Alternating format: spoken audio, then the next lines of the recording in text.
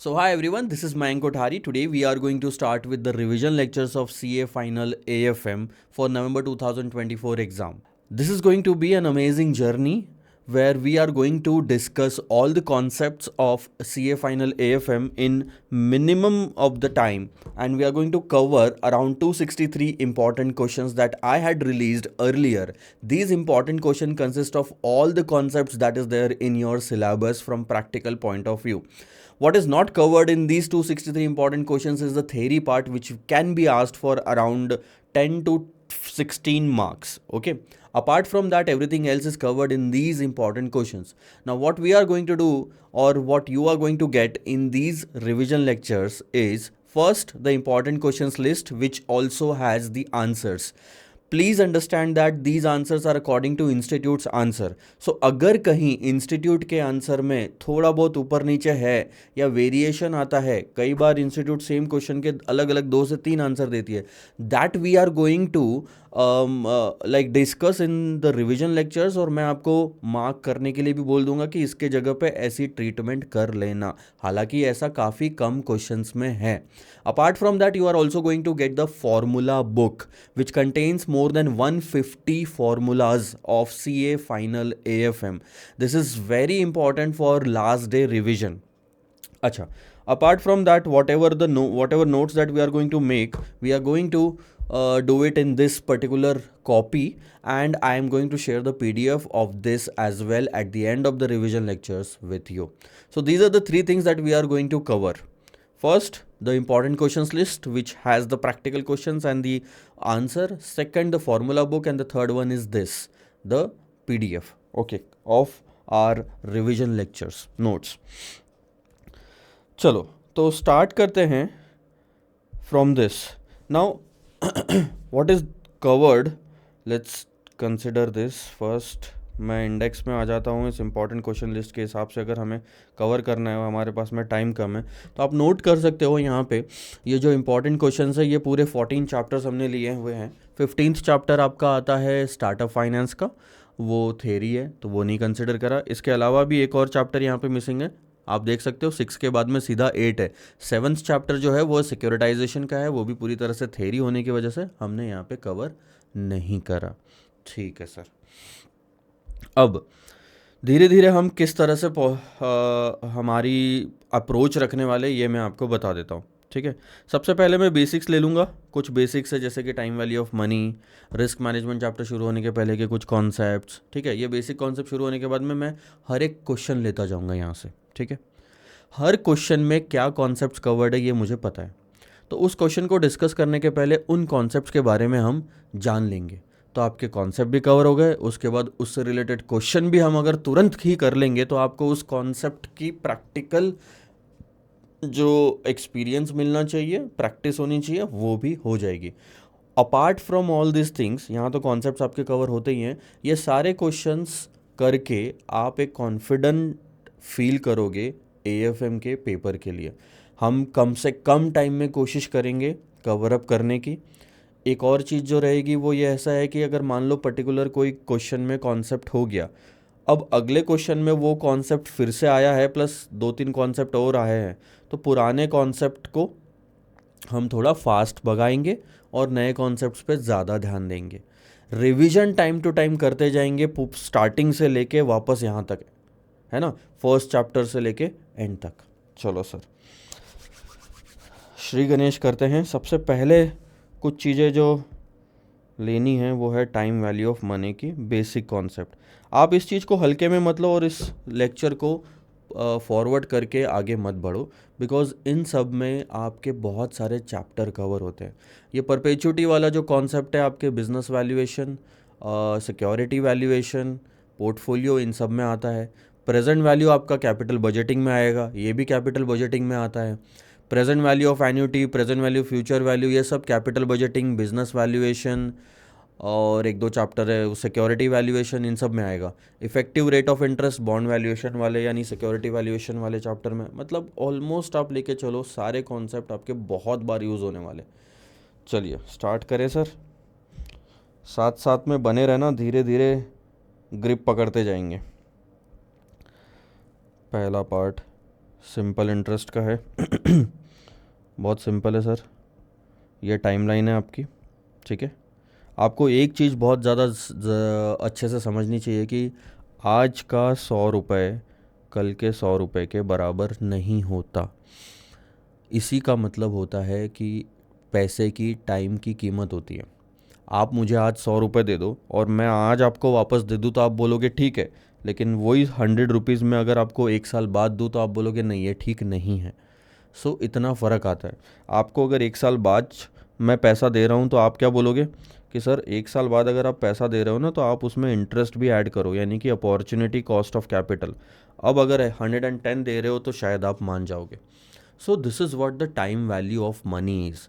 आज का 100 रुपये कल के 100 रुपये के बराबर नहीं होता। ये कैपिटल बजटिंग में भी आप देखोगे। आ जाओ, अब बात करते हैं कि अगर आज आपने 100 रुपये इन्वेस्ट करा 10% के रेट से 1 साल के लिए, तो आपको साल के एंड में जो इंटरेस्ट मिलेगा उसे आप सिंपल इंटरेस्ट कह सकते हो। अगर वापस प्रिंसिपल भी मिल जाएगा, ये क्या था आपका प्रिंसिपल अमाउंट जो आपने इन्वेस्ट करा, ये प्रिंसिपल भी वापस मिल जाएगा। तो प्रिंसिपल और सिंपल इंटरेस्ट मिलके जो अमाउंट आया उसको आप बोलते हो कंपाउंड अमाउंट। Compound amount. तो सबसे पहला फॉर्मूला था सर आपका सिंपल इंटरेस्ट का, जो कि आ जाता है principal into rate into time. आपने कैसे कैलकुलेट करा, 100 इंटू 10% इंटू 1 साल है, तो ये आ गया आपका 10 रुपीज़। ठीक है, इसी 10 रुपीज़ को प्रिंसिपल के साथ वापस ऐड बैक कर दिया था तो आपका कंपाउंड अमाउंट का फॉर्मूला बन गया था। कंपाउंड अमाउंट कैसे बना था मैं वापस से लिख लेता हूँ। आपने 100 रुपये को 10 रुपये के साथ 10 रुपीज़ के साथ ऐड कर दिया था, तो 100 क्या था सर प्रिंसिपल, और 10 क्या था आपका सिंपल इंटरेस्ट, जो कि निकला था principal into rate into time से। अब पी कॉमन अगर मैं निकाल लूँ तो आपका फॉर्मूला बनता है 1+रेट इंटू टाइम। ठीक है, ओके, बहुत बढ़िया। अब यही आपका जो कंपाउंड अमाउंट है, इसी फॉर्मूले को हम इस तरीके से भी लिख सकते हैं, पी इन ब्रैकेट 1+R। बहुत सिंपल कंपाउंड अमाउंट का ये फॉर्मूला होता है without considering the complexities involve in compounding. अब कंपाउंडिंग जो हमने यहाँ पे करी वो थी annual compounding. Compounding semi annual भी हो सकती है। सेमी एनुअल अगर है, यानी कि आप अगर 1 साल को आधे साल में डिवाइड कर रहे हो तो रेट ऑफ इंटरेस्ट भी आपका 1 साल का आधा होना चाहिए। तो ऐसे टाइम पे आपका फॉर्मूला क्या बन जाएगा, थोड़ा यहाँ पे देखो, सेमी एनुअल, ये मैंने 1 साल को 2 हिस्से में डिवाइड कर दिया। ठीक है, अगर आपने प्रिंसिपल 100 रुपीज़ का यहाँ पे इन्वेस्ट करा है तो आपको पहले 6 महीने में कितना इंटरेस्ट मिलना चाहिए सर, 5%, और दूसरे 6 महीने में 5%। तो पहले 6 महीने में आपको कितना मिलेगा, 5 रुपये, प्लस आपका जो प्रिंसिपल था, तो टोटल मिला के होगा 105 रुपये। पर अगर ये आपको वापस मिला ही नहीं, आपको तो मिलना साल के एंड में है, इसका मतलब ये 5 रुपये का इंटरेस्ट एक्रू हो गया। तो अगले 6 महीने में अब आपको जो 5% इंटरेस्ट मिलेगा वो मिलेगा 105 पे, यानी कि अब इस पे 5, इस पे आपको इंटरेस्ट मिलेगा, दैट विल बी 5.25। पहले का 105 और अभी का 5.25, अब आपका अमाउंट टोटल हो गया 110.25। आप देख सकते हो कि अभी भी पीरियड एक ही साल है, लेकिन कंपाउंडिंग जो है आपकी,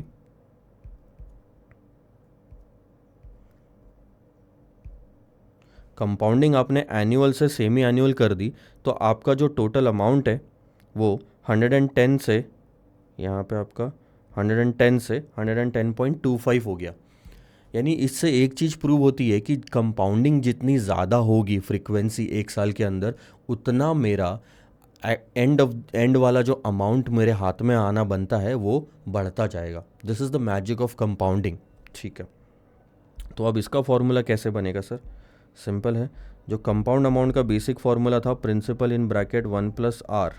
ठीक है, इसी को हम पहले क्या करेंगे, सबसे पहले तो 1+R डिवाइडेड बाय n कर देते हैं। क्यों करा सर n का मतलब है कि 1 साल में कितनी बार कंपाउंडिंग हो रही है। हमने कितनी बार कंपाउंडिंग करी थी, 1 और 2, 2 बार कंपाउंडिंग करी थी, तो हमने नीचे में 2 ले लिया।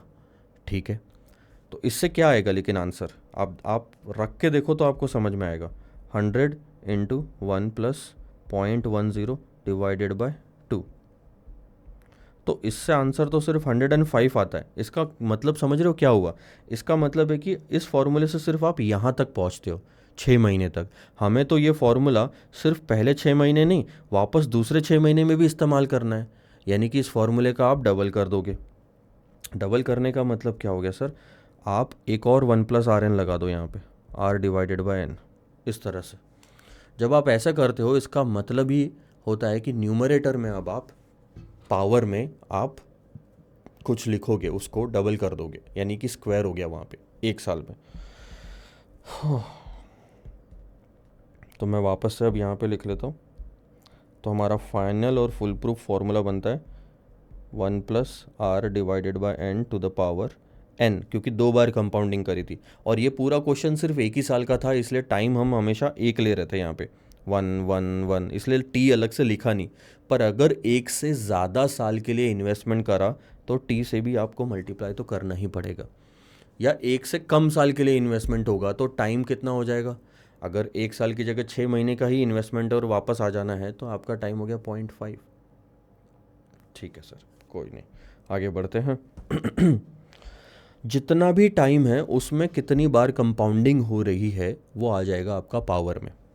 एक एग्जांपल आखिरी में मैं ले लेता हूँ और फिर आगे बढ़ता हूँ, क्योंकि टाइम हमारे पास में कम है। यहाँ 100 रुपीज़ इन्वेस्ट करा तो आप देखोगे 5%, 5%, 5%, 5%, 2 साल है ये, यहाँ 1 साल ख़त्म हो रहा है।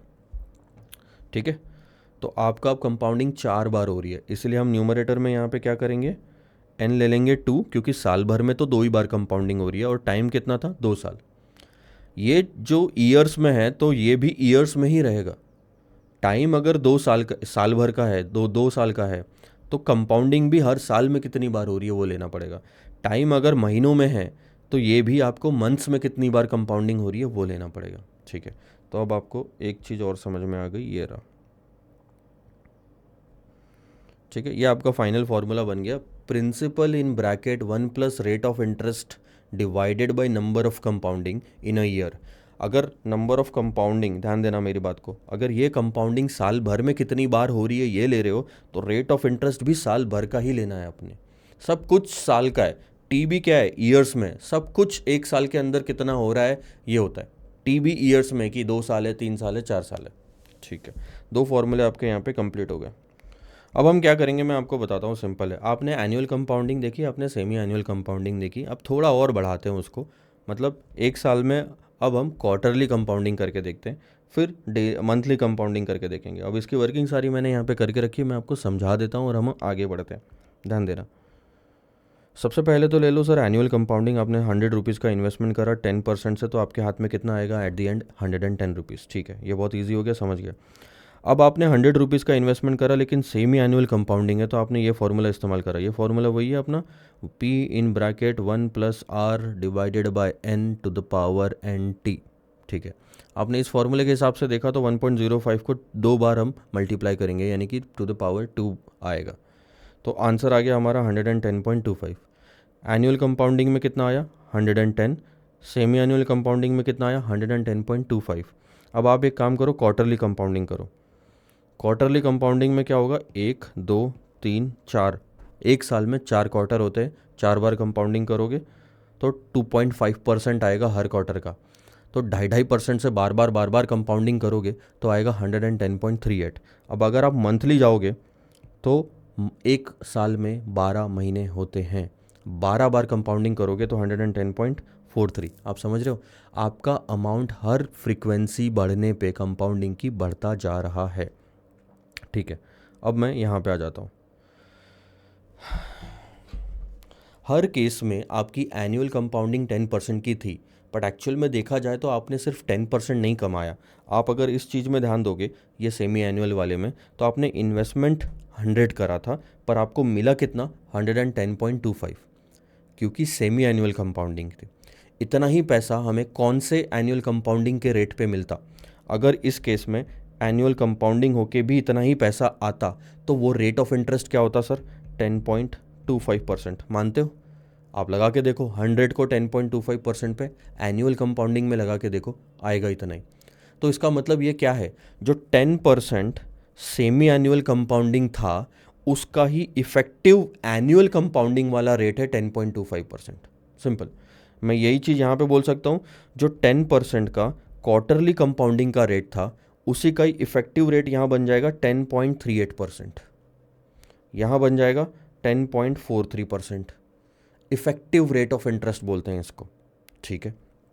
आप ध्यान दे दो यहाँ पे, annual, semi annual, quarterly, monthly, सब में पर एनम जो रेट था वो 10% ही लगाया हमने, पर इफेक्टिवली हमने ज़्यादा कमाया। देख रहे हो, इफेक्टिवली आपने ज़्यादा रेट कमाया, इसका कैलकुलेशन आपने यहाँ पे निकाला। अब ये इफेक्टिव रेट ऑफ इंटरेस्ट निकालने का फॉर्मूला क्या है सर? बहुत सिंपल सी बात है, आपको ये याद रखना है। ये देखो, मैं चारों में से कोई भी एक ऑप्शन ले लेता हूँ। लेट्स से सेमी एनुअल वाला ले लिया मैंने, तो हमने ये 10.25% निकाला कैसे था पता है? कि हमको आखिरी में मिले कितने थे, 110.25, और स्टार्टिंग में इन्वेस्ट कितना करा था हमने, 100 रुपीज़। सो उसको डिवाइड कर दिया 100 से, तो इससे आंसर आता ही नहीं आता है 10.25%? आता है बिल्कुल, मल्टीप्लाइड बाय 100 करना है बस आखिरी में, 0.1025 इससे आंसर आता है। बस इसी चीज़ को रख लो। 110.25 कब आया था आपका? जब आपने प्रिंसिपल को 1+r divided by n to the power nt करा, माइनस ये प्रिंसिपल अमाउंट डिवाइडेड बाय ये प्रिंसिपल अमाउंट। आप एक काम करो, प्रिंसिपल को कॉमन निकाल लो बाहर, न्यूमरेटर में भी और डिनोमिनेटर में भी, तो आपका कुछ इस तरह से फॉर्मूला बन जाएगा, 1+r divided by n to the power nt minus 1। P cancel हो गया, आपका फॉर्मूला जो अल्टीमेटली बचा वो है 1+r divided by n to the power nt minus 1। अब आप एक और चीज़ ध्यान देना, ये जो t है ना, ये t हमेशा 1 ही रहता है जब भी आप इफ़ेक्टिव रेट ऑफ इंटरेस्ट निकालते हो।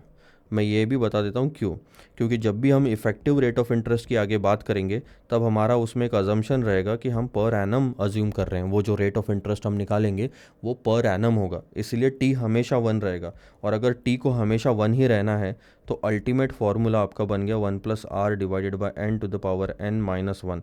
This is how you calculate effective rate of interest, ठीक है। 3 फॉर्मूले हमारे यहाँ पे हो चुके हैं, मैं आपको फिर से रिवाइज करवा देता हूँ और उसके बाद आगे बढ़ूँगा। ये काफ़ी ज़्यादा इंपॉर्टेंट है, आपको लग रहा होगा सर ये क्या मैं बेसिक्स पढ़ा रहा हूँ वापस से और इसमें इतना टाइम दे रहा हूँ, पर यही फॉर्मूलेज अगर आपके कम से कम मतलब हर फॉर्मूला आपका 5-5, 6-6 चैप्टर्स में यूज़ हो रहा है तो इम्पॉर्टेंट है कि नहीं है। Simple interest is equal to principal into rate into time, ये आपने देख लिया। फिर compound amount is equal to principal in bracket 1+r divided by n to the power nt। n क्या है sir? n is the number of compounding in a year, एक साल में कितनी बार कंपाउंडिंग कर रहे हो। इफेक्टिव रेट ऑफ इंटरेस्ट क्या है sir? 1+r divided by n to the power n minus 1। ये जो पार्ट है ना, इतना पार्ट, बस यही यहाँ पे आता है, इसमें से -1 हो जाता है, वो प्रिंसिपल था जो माइनस हुआ, इसका हमने डेरिवेशन निकाला है, ठीक है। आपका कोई भी फॉर्मूला जो होता है, मतलब 99% of the formulas in this subject is logical, derive करेंगे तभी आपको लॉजिक भी समझ में आएगा। अब आगे बढ़ते हैं, हमारा 3 कॉन्सेप्ट तो हो चुके हैं, ठीक है। 4th कॉन्सेप्ट पे मैं आता हूँ। 4th कॉन्सेप्ट आपका present value and future value का, और ये भी हम देख चुके हैं, कोई बड़ी बात नहीं है। जब आपने यहाँ पे 100 रुपीज़ इन्वेस्ट करा था 10% के रेट पे, ठीक है, तो आपका कंपाउंड अमाउंट हो गया था 110 प्रिंसिपल ऐड करके। तो ये जो 100 रुपीज़ था ये और कुछ नहीं प्रिंसिपल था, ये जो 110 है ये और कुछ नहीं फ्यूचर वैल्यू है। मैंने क्या कहा, ये 100 जो था ये प्रेजेंट वैल्यू है और ये 110 जो है ये फ्यूचर वैल्यू। सिंपल सी बात है, आज का 100 रुपये है तो प्रेजेंट, कल का 110 रुपये है तो फ्यूचर, ये हमने ले लिया। अब ये जो 10% है ना, ये 2 तरीके से यहाँ पे रोल प्ले करेगा सर। ये जो 10% है ये 2 तरीके से रोल प्ले करेगा। ये कभी तो प्रेजेंट वैल्यू फैक्टर के लिए भी इस्तेमाल किया जाएगा, कभी तो फ्यूचर वैल्यू फैक्टर के लिए भी इस्तेमाल किया जाएगा। ध्यान देना, अगर आपको प्रेजेंट वैल्यू निकालनी है तो प्रेजेंट वैल्यू फैक्टर लगेगा फ्यूचर वैल्यू पे, है ना। और अगर आपको फ्यूचर वैल्यू निकालनी है तो आपको फ्यूचर वैल्यू फैक्टर लगाना पड़ेगा प्रेजेंट वैल्यू पे। दूसरी भाषा में 110 को जब आप वापस पीछे खींच के लाओगे, ठीक है, 110 को जब खींच के लाओगे तो उसके लिए लगेगा प्रेजेंट वैल्यू फैक्टर, और 100 को जब आप आगे लेके जाते हो तो उसके लिए लगता है फ्यूचर वैल्यू फैक्टर, सिंपल।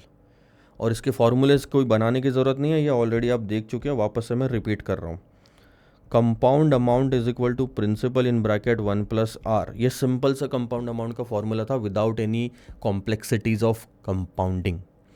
इसी कंपाउंड अमाउंट को हम फ्यूचर वैल्यू बोल सकते हैं, इसी प्रिंसिपल अमाउंट को हम प्रेजेंट वैल्यू बोल सकते हैं, और ये हमारा फॉर्मूला बन गया। ठीक है, अब क्योंकि हम फ्यूचर वैल्यू निकाल रहे हैं तो इतना जो पार्ट है ना, इतना, इसको कहा जाता है फ्यूचर वैल्यू फैक्टर। ठीक है, फ्यूचर वैल्यू फैक्टर कैसे डिनोट करोगे फिर? 100 इंटू 1.1। ये 1.1 जो हुआ वो फ्यूचर वैल्यू फैक्टर हो गया। ठीक है, अब हमने एक और चीज़ सीखी कि अगर 1 साल से ज़्यादा का निकालना है तो टू द पावर टी लेते हैं। 2 साल होगा तो टू द पावर आप यहाँ पे 2 लोगे, 2 साल होगा तो 1.10 टू द पावर 2 आएगा। ठीक है, अब एक काम करो, इसी फॉर्मूले में से प्रेजेंट वैल्यू का फॉर्मूला बना दो। Present value is equal to, ध्यान देना, future value divided by 1+r to the power T. इसी को मैं ऐसे भी लिख सकता हूँ, future value into 1 divided by 1+r to the power T. ये जो 1 divided by 1+r to the power T आपने अभी अभी लिखा है, जब आप उसी 1+r को डिवीजन में लेते हो, रेसिप्रोकल निकालते हो, तो उसको कहा जाता है प्रेजेंट वैल्यू फैक्टर। आप अगर रख के देखोगे यहाँ पे तो आपको समझ में आएगा। फ्यूचर वैल्यू कितनी थी? 110। 1 साल से ही पीछे खींचना था तो हम 1 divided by 1.1 to the power 1 ही करेंगे, मतलब टाइम एक ही है तो। ठीक है, तो ये आता है 110 इंटू 0.909। इसको कहते हैं प्रेजेंट वैल्यू फैक्टर। ठीक है, समझ गए आप इसको क्या कहते हैं, प्रेजेंट वैल्यू फैक्टर। कैलकुलेटर पे प्रेजेंट वैल्यू फैक्टर निकालने के बहुत अच्छे अच्छे तरीके हैं। ठीक है, ये तो आपने 1 साल का निकाला।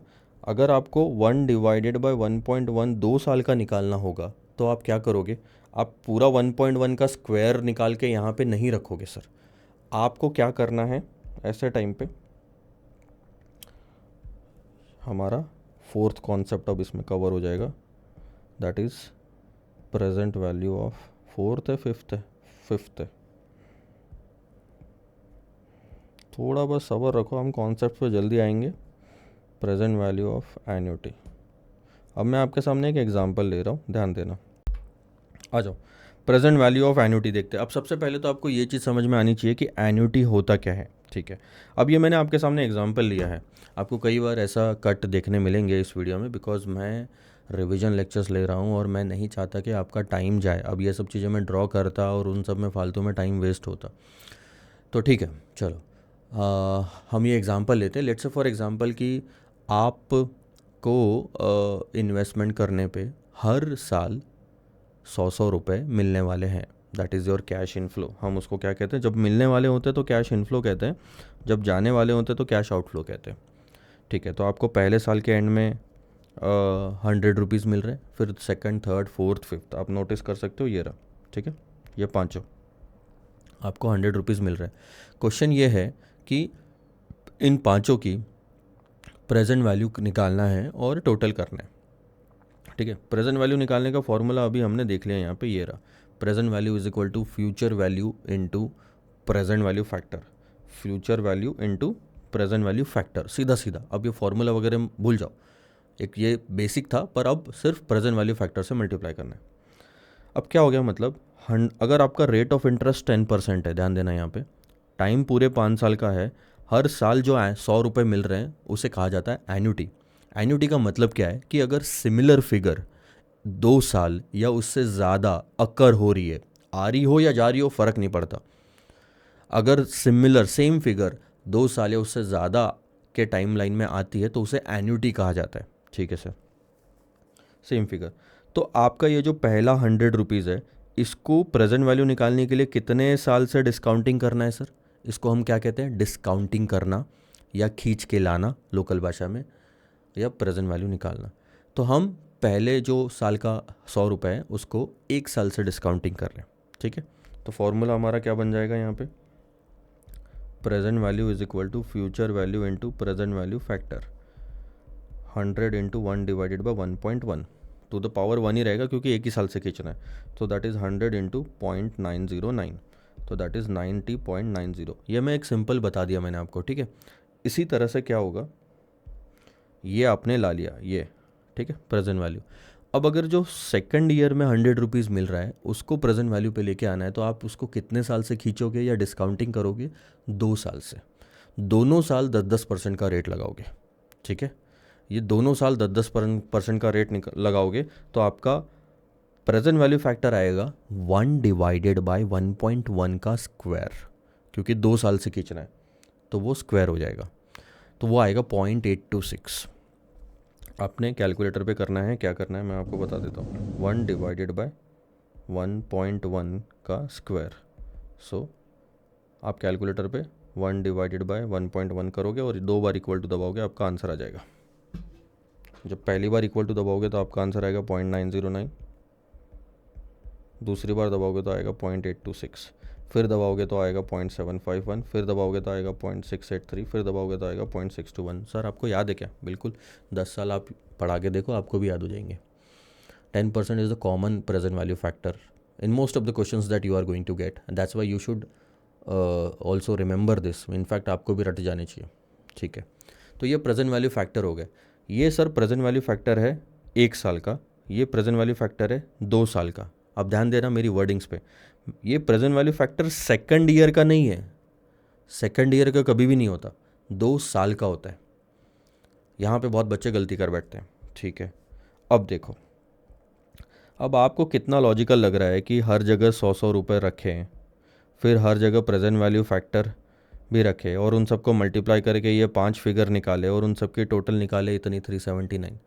आपको एक चीज़ कॉमन नज़र आ रही होगी कि 100 रुपये बार बार रिपीट हो रहा है। कैपिटल बजटिंग में बहुत काम आने वाला है आपको ये, इनफैक्ट बिजनेस वैल्यूएशन में भी बहुत काम आने वाला है ये कॉन्सेप्ट, एन्युटी वाला। जब आपको पता चल रहा है कि एक ही कैश फ्लो 2 से 3 से 4 से 5 बार रिपीट हो रही है, तो आप सिंपल एक ही काम कर सकते हो कि इन प्रेजेंट वैल्यू फैक्टर्स का टोटल कर लो और एक ही बार 100 से मल्टीप्लाई करके देखो, आपका आंसर फिर भी सेम आएगा। प्रूफ करने के लिए मैं आपको सीधा सीधा बता देता हूँ, 2 इंटू 2 4, 2 इंटू 3 6, 2 इंटू 4 8। जब आपको पता है कि 2 यहाँ पे कॉमन है तो आप इसको एक ही बार रखो और बाकी सारे फैक्टर्स का आप टोटल कर लो। ये देखो, 2 और 3 5, 5 और 4 कितने होते हैं? 9, 9, ये आ गया 18। आप ऊपर से करो तो भी 18, ऐसे करो तो भी 18। तो इस केस में ये था हमारा एन्युटी और ये था प्रेजेंट वैल्यू फैक्टर्स की टोटल। वैसे ही आपको यहाँ पे करना है। अब प्रेजेंट वैल्यू फैक्टर की टोटल निकालने का भी कैलकुलेटर का एक ट्रिक है जो आपको याद रहना चाहिए। आओ सर, ये मैं फॉर्मूला बना लेता हूँ प्रेजेंट वैल्यू ऑफ एन्युटी का। Present value of annuity is equal to 2 क्या था, हर बार रिपीट होने वाली फिगर यानी एन्युटी, और 9 क्या था यहाँ पे, present value annuity factor. Annuity है 100 की।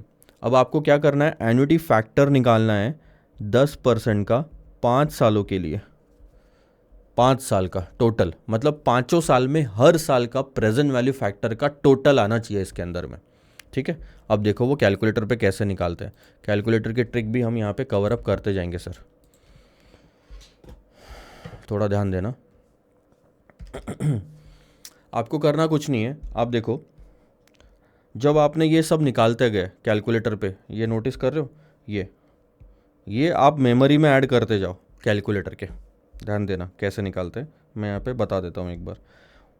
1 डिवाइडेड बाय 1.1 जैसे ही रखा और इक्वल्स टू दबाया, आपका आंसर 0.909 आएगा। आप एम प्लस का बटन जो है वो दबा दो। देखो आप देख रहे हो यहाँ पे कैलकुलेटर में ये रहा एम प्लस का बटन, यहाँ पे ये मेमोरी में ऐड कर लेता है वो वाली फिगर को। फिर से इक्वल टू दबाओगे 0.826 आएगा, उसको एम प्लस में डाल दो। ऐसे आप 5 बार करो, यानी आपने क्या करा, हर बार के प्रेजेंट वैल्यू फैक्टर को मेमोरी में ऐड कर दिया और लास्ट में आपने क्या करना है, पूरी मेमोरी को रिकॉल करना है। एमआरसी का मतलब होता है रिकॉल, एमआरसी मेमोरी रिकॉल। तो आपका आंसर आ जाएगा 3.791 या 79। देखो यहाँ पे मैं करके देख रहा हूँ, 1 डिवाइडेड बाय 1.1 अब मैं क्या करूँगा, इक्वल्स टू दबाऊंगा ना पहले, इक्वल्स टू आया 0.909, मेमोरी में डाल दिया, फिर इक्वल्स टू मेमोरी में डाल दिया, फिर इक्वल्स टू मेमोरी में डाल दिया, फिर इक्वल्स टू मेमोरी में डाल दिया, फिर इक्वल्स टू मेमोरी में डाल दिया, आ गए 5 बार का। और अब मैंने क्या करना है, एमआरसी का बटन दबाना है। ये देख रहे हो एमआरसी का बटन, मेमोरी रिकॉल। अब आपको फिगर दिखेगी 3.791। ऐसा जब भी कोई कैलकुलेटर की ट्रिक रहेगी मैं आपको बता दिया करूँगा साइड में कैलकुलेटर दिखा के।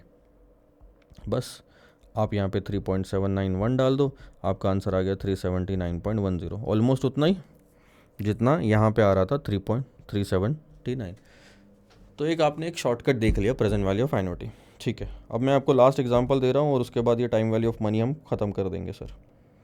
6 बहुत इंपॉर्टेंट है, ये सारे कॉन्सेप्ट्स आपके काम आने वाले, हल्के में मत लेना। परपेचुअलिटी, परपेचुअल का डिक्शनरी मीनिंग निकालना। परपेचुअल का मतलब होता है, मतलब ज़िंदगी भर, या कोई टाइम लाइन ही नहीं हो जिसकी एक्सपायरी ही नहीं हो, हमेशा के लिए। एग्जांपल लेता हूँ, मान लो आपने मुझे कुछ पैसे दिए और वो मैं आपको ज़िंदगी भर नहीं लौटा रहा, पर उस पर मेरा इंटरेस्ट देना बनता है आपको। क्वेश्चन ये है कि कब तक इंटरेस्ट देना बनता है। सर सीधी सी बात है, आपने मुझे पैसे दिए जो मैं ज़िंदगी भर नहीं दे रहा, लौटा रहा वापस, तो मैं भी आपको ज़िंदगी भर इंटरेस्ट देते रहूँगा। तब तक मैंने आपको इंटरेस्ट देते रहना चाहिए जब तक मैं आपका प्रिंसिपल अमाउंट वापस लौटा नहीं देता। बहुत सिंपल सा लॉजिक है। आपका पैसा अगर बैंक रख लेगी और इंटरेस्ट देगी बदले में, तो बैंक को कब तक इंटरेस्ट देना है, जब तक वो प्रिंसिपल वापस नहीं लौटा देता। ऐसा तो हो ही नहीं सकता कि वो अपना प्रिंसिपल रख ले और आपको इंटरेस्ट देना बंद कर दे, राइट।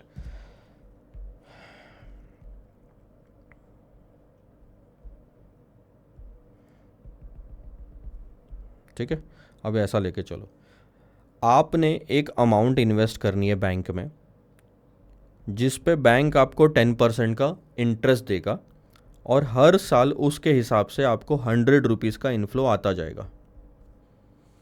कब तक सर? जिंदगी भर आएगा, कोई टाइम एक्सपायरी उसकी है ही नहीं। ठीक है, सवाल यह है कि आज कितने रुपए इन्वेस्ट करने चाहिए। बहुत सिंपल है सर, ऐसा अमाउंट बताओ जिस पे 10% लगाए तो 100 रुपीज़ आएगा। ऐसा अमाउंट बताओ जिस पे 10% लगाएं तो 100 रुपीज़ आएगा। सिंपल है, आपका x is equal to 100/10%, that is 1000। ये हो गई वैल्यू ऑफ परपेचुटी। इसका फॉर्मूला कैसे बनता है सर? बहुत सिंपल है, ये 100 क्या था? आपका पीरियोडिक कैश फ्लो। हर पीरियड में आपको कितना कैश फ्लो आ रहा है। हमने तो यहाँ पे साल भर लिया, कई बार मंथली हो सकता है, डेली हो सकता है, इसलिए हमने वर्ड यूज़ किया पीरियोडिक। ये 10% क्या था सर? Rate of interest. ये हो गया फॉर्मूला। सर फॉर्मूला कोई नए तरीके से बना है? नहीं, आपका जो सिंपल इंटरेस्ट का फॉर्मूला था ये वही फॉर्मूला है, बस आपकी आंखें धोखा खा रही है, उसको हम सॉर्ट आउट कर देते। ये सिंपल इंटरेस्ट का फॉर्मूला था, इसमें से मैं टी हटा दूंगा क्योंकि इसकी कोई एक्सपायरी तो है ही नहीं, परपेचुअल चल रहा है। तो अल्टीमेटली मेरा फॉर्मूला क्या बन जाता है? Simple interest is equal to principal into rate. Principal ये आज की वैल्यू थी, सिंपल इंटरेस्ट जो मेरे को हर साल मिलना था इंटरेस्ट वो है, और ये rate of interest. Principal is equal to simple interest by rate. Simple interest यानी कि आपका पीरियोडिक कैश फ्लो, और ये रेट ऑफ इंटरेस्ट। ये हो गई आपकी परपेचुटी की वैल्यू। परपेचुटी की वैल्यू निकालने का कोई भी पॉइंट ऑफ टाइम पे डिपेंड करता है कि उसके आगे की कैश फ्लोज क्या है हर साल और वो क्या रेट से मिल रही है, वो डिवाइड कर दिया। ठीक है, यहाँ पे आपका टाइम वैल्यू ऑफ मनी ख़त्म हुआ और हम रिवीजन लेते हैं और ख़त्म करते हैं। सबसे पहले हमने देखा simple interest P into R into T. Compound amount हमने देखा P in bracket 1+R divided by number of compounding और to the power NT। Effective rate of interest is 1+R divided by number of compounding in a year to the power n-1। Present value future value देखा, आपको present value future value में सिर्फ इतना याद रखना है, future value निकालनी है तो फ्यूचर वैल्यू फैक्टर को मल्टीप्लाई करो प्रेजेंट वैल्यू से। प्रेजेंट वैल्यू निकालनी है तो प्रेजेंट वैल्यू फैक्टर लो। ये प्रेजेंट वैल्यू फैक्टर कैसे निकालते हैं? 1 divided by 1+R equals to दबाते जाओ, जितनी बार इक्वल्स टू दबाओगे उतने साल का आपको प्रेजेंट वैल्यू फैक्टर निकलते जाएगा। ठीक है, आगे बढ़ते हैं। उसके बाद प्रेजेंट वैल्यू ऑफ एन्युटी भी आपने देख लिया कि अगर एक कोई फिगर रिपीट हो रही है तो वो annuity into present value annuity factor. इसको कैसे निकालते हैं सर एन्युटी फैक्टर को? 1 divided by 1+R equals to M+ equals to M+। Equals to M plus equals to M plus equals to M plus और फिर एम आर सी। अगर 5 साल का है तो 5 साल के बाद में एम आर सी, 3 साल का निकालना तो 3 साल के बाद में एम आर सी। एक चीज़ मैंने इसमें जो आपको नहीं बताई वो ये थी, जहाँ पे बहुत बच्चे गलती कर सकते हैं, ध्यान देना। ये 100 जो आपको यहाँ पे दिख रहा है, ये 100 जो आपको यहाँ पे दिख रहा है, इसको 4 साल से डिस्काउंटिंग करनी थी, इसलिए 4 साल का फैक्टर लिया। लेकिन अगर ये 4 साल से सिर्फ थर्ड ईयर पे लाना है तो यहाँ पे भी 0.909 ही इस्तेमाल करूँगा मैं, क्योंकि एक ही साल से डिस्काउंटिंग करना है। तो वो 0.909 वहाँ पे भी इस्तेमाल किया जा सकता है अगर कंडीशन 4 से 3 पे लाने की ही है। 3 से फिर से 2 पे लानी है तो फिर 0.909 इस्तेमाल करो। तो समझ में आ रहा है, ये 0.909, 82675 ये उतने साल का फैक्टर है, सेकंड या थर्ड या फोर्थ ईयर का नहीं है। 1 साल, 2 साल, 3 साल ऐसा फैक्टर है। ठीक है सर, इसके साथ हमारा ये पार्ट ख़त्म हुआ। इसके बाद जो रिस्क मैनेजमेंट चैप्टर शुरू होगा उसके पहले कुछ कॉन्सेप्ट्स की और बेसिक्स की ज़रूरत है, वो हम बेसिक्स पढ़ लेते हैं। थोड़ा सा टाइम आप मुझे और दीजिए, उसके बाद आपका चैप्टर वाइज सब कुछ शुरू हो जाएगा। ब्रेक लेता हूँ और वापस आता हूँ। So hi everyone, welcome back after the break and now we are going to start with the basics before risk management. Risk management chapter के पहले, इनफैक्ट पोर्टफोलियो मैनेजमेंट चैप्टर के पहले जो कुछ बेसिक्स और हमें क्लियर करने की ज़रूरत है वो है कुछ ये 6 बेसिक्स हम कवर अप करेंगे। बहुत आसान है, कोई ज़्यादा डिफ़िकल्टी जाएगी नहीं। आइए sir, let's take an example कि आप इन्वेस्टमेंट करते हैं। This is the return concept that we are going to discuss. कौन कौन से कॉन्सेप्ट है सर? रिटर्न, स्टैंडर्ड डेविएशन, फिर पोर्टफोलियो का रिटर्न और पोर्टफोलियो का स्टैंडर्ड डेविएशन। तो ये सिंगल सिक्योरिटी में आता है, ये पोर्टफोलियो में आता है, और इन्हीं से रिलेटेड है कुछ कोरिलेशन और कोवेरियंस। ये वाला पार्ट हम पोर्टफोलियो के चैप्टर में देखेंगे, अभी इतनी ज़्यादा ज़रूरत नहीं है, पर बाकी पाँचों की ज़रूरत पड़ेगी रिस्क मैनेजमेंट के चैप्टर में भी। दैट्स वाई आपको यहाँ पर समझना ज़रूरी है। आ जाओ, सबसे पहले तो हम इन्वेस्टमेंट की बात करते हैं सर। बहुत सिंपल सा लॉजिक मैं बताता हूँ कि आज अगर यहाँ पे आप कोई भी एक्स अमाउंट इन्वेस्ट करते हैं तो आपको उस पर्टिकुलर स्टॉक में या इन्वेस्टमेंट इंस्ट्रूमेंट में रिटर्न लगता है कि आप कमाओगे तो ही आप इन्वेस्टमेंट करोगे। और इनफैक्ट सिर्फ कमाना काफ़ी नहीं है, जो ज़रूरत है वो है कि हमारी एक्सपेक्टेशन मीट कर पा रही है क्या। अगर रिटर्न यहाँ पे सिर्फ 2% का मिलता है साल भर इन्वेस्ट करने के बाद में तो कोई फ़ायदा ही नहीं है इन्वेस्टमेंट करके। तो आपकी एक्सपेक्टेशन भी मीट होनी चाहिए, उसे कहा जाता है रिटर्न। ठीक है, तो रिटर्न कैसे कैलकुलेट होगा सर? बहुत सिंपल है। शेयर्स की मैं बात करता हूँ सबसे पहले। तो शेयर्स में मैक्सिमम टाइम हम आगे इन्वेस्टमेंट देखने वाले। तो जब भी आप किसी शेयर में इन्वेस्ट करते हैं, यहाँ पे लेता हूँ, लेट्स से आपने 100 रुपीज़ का टाटा मोटर्स का शेयर ख़रीदा, तो आपको उस शेयर में दो ही चीज़ें मिलती है, डिविडेंड और capital appreciation. Dividend let's say 10 rupees का मिला और आपका 100 रुपीज़ बन गया 110। तो हमारा यहाँ पे आप नोटिस करोगे कि जो ऐसा लेता हूँ इसको मैं,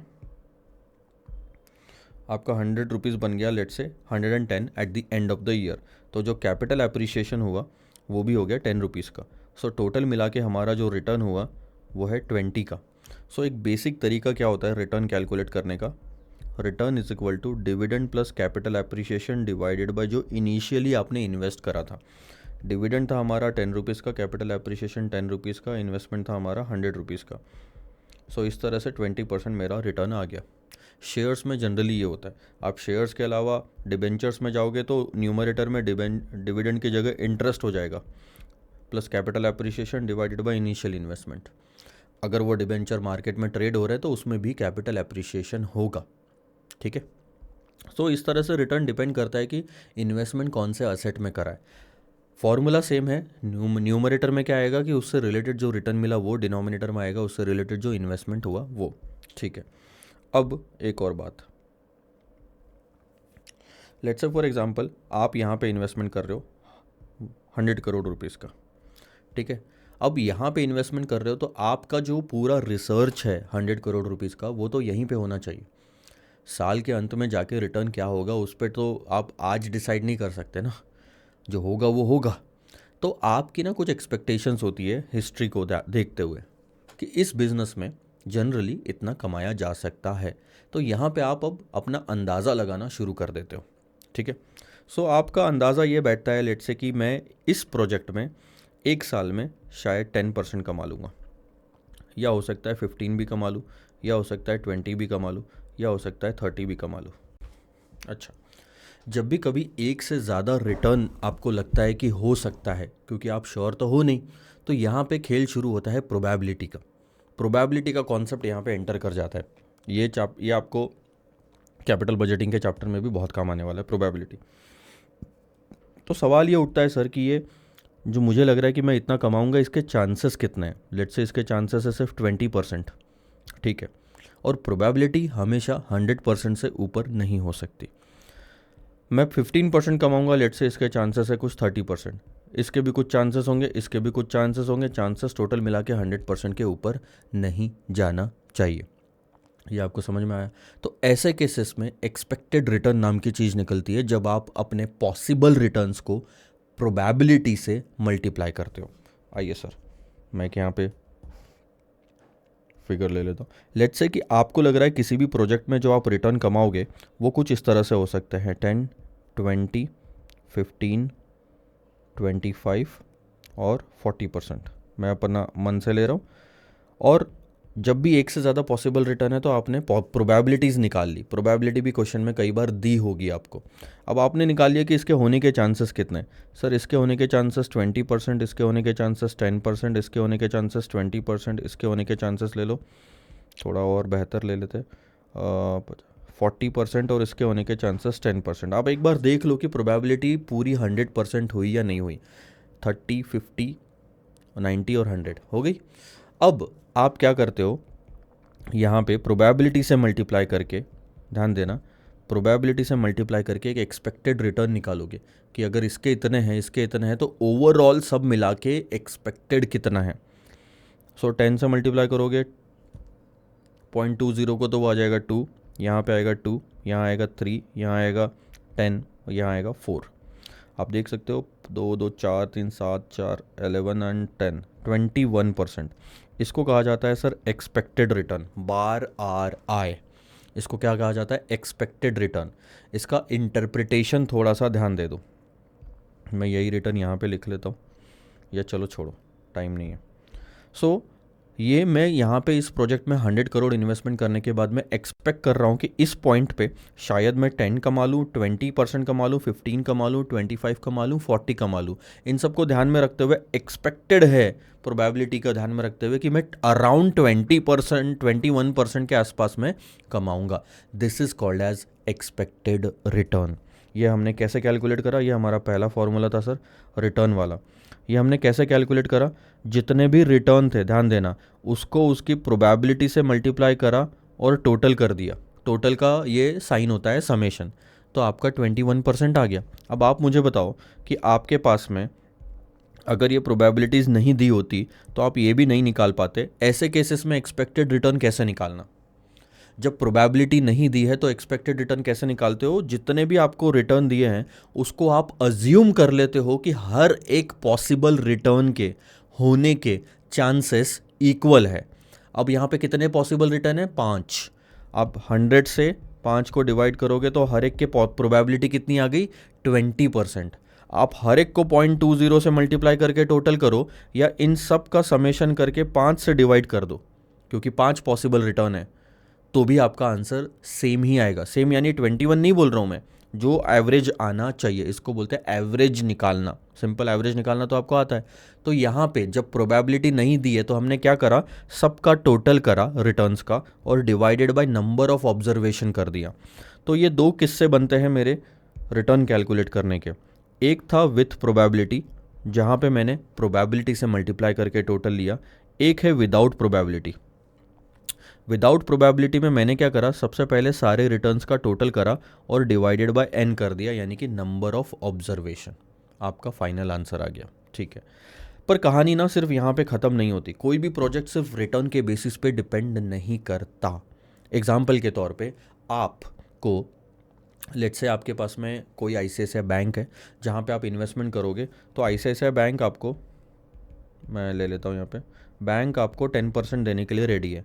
वहीं पे कोई रैंडम स्ट्रेंजर का आपको फ़ोन आता है कि आप हमारे पास में इन्वेस्टमेंट करो, हम आपको 30% रिटर्न देंगे। स्ट्रेंजर। अब आप मुझे बताओ किसके पास इन्वेस्टमेंट करोगे? भाई मैं तो बैंक में ही इन्वेस्टमेंट करूंगा, भले ही रिटर्न कम है। तो यहाँ पे रिटर्न ज़्यादा होने के बावजूद भी मैं किसी और चीज़ में इन्वेस्टमेंट नहीं कर रहा, ऐसा क्यों? जस्ट अ सेकेंड, इसको निकाल देता हूँ, अभी काम नहीं है इसका। हाँ, ऐसा क्यों? क्योंकि जो इन्वेस्टमेंट करने के लिए ज़रूरत होती है वो है दो फैक्टर्स की, एक तो होता है रिटर्न, दूसरा होता है रिस्क। तो यहाँ पे रिस्क भी अगर आपको लिख दिया जाए तो आप बोलोगे कि यहाँ लो रिस्क है, यहाँ हाई रिस्क है, और इतना रिस्क है कि हम स्ट्रेंजर को तो जानते भी नहीं है, तो उतना रिस्क तो नहीं ले सकते। इसीलिए रिस्क कैलकुलेट करना भी बहुत ज़्यादा ज़रूरी होता है। रिस्क यानी कि स्टैंडर्ड डेविएशन, इसी को हम कहते हैं रिस्क। इसको डिनोट किया जाता है सिग्मा से। अब ये कैलकुलेट करना हम देखेंगे। स्टैंडर्ड डेविएशन में ये डेविएशन वर्ड पे ध्यान देना, ठीक है? और स्टैंडर्ड का मतलब एक पॉलिसी, या आप बोल लो कि एक स्टैंडर्ड प्रैक्टिस बना दी गई है कि इसी तरह से डेविएशन निकालना है, ठीक है? हम स्टैंडर्ड डेविएशन में सबसे पहले क्या करेंगे? सबसे पहले ये देखेंगे कि ऑल्दो हमारा 21% का रिटर्न हो सकता है, पर पर ये 21% का रिटर्न इन हर रिटर्न से कितना ज़्यादा डेविएट कर रहा है ये निकाल लो। कैसे निकालोगे? सिंपल है, हर रिटर्न में से आपका एक्सपेक्टेड रिटर्न माइनस कर दो। इसको कहते हैं डेविएशन निकालना। 10 में से 21 को हमने माइनस कर दिया। अच्छा, अब यहाँ पे आपको कैलकुलेटर की ज़रूरत पड़ेगी। एक बहुत बढ़िया ट्रिक मैं आपको बताने वाला हूँ, आधे लोगों को पता है, आधों को नहीं पता, ठीक है?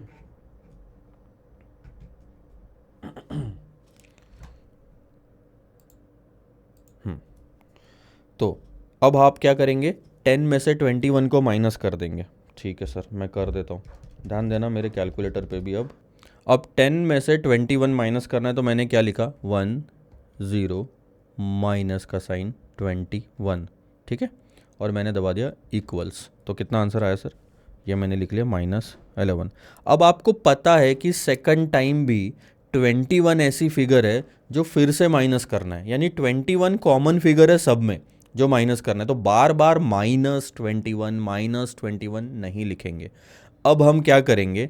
सीधा सेकंड फिगर क्या है आपकी? ये 20 है जिसमें से माइनस करना है। तो देखो कैलकुलेटर पे मैंने छुआ नहीं है, अभी भी -1 दिख रहा है आपको, -11 दिख रहा है। मैंने क्या करा? यहाँ पे सेकंड नंबर डाल दिया 20 और दबा दिया इक्वल्स। देखो आंसर क्या आ गया? 20 माइनस 21 वाला आंसर आया है -1।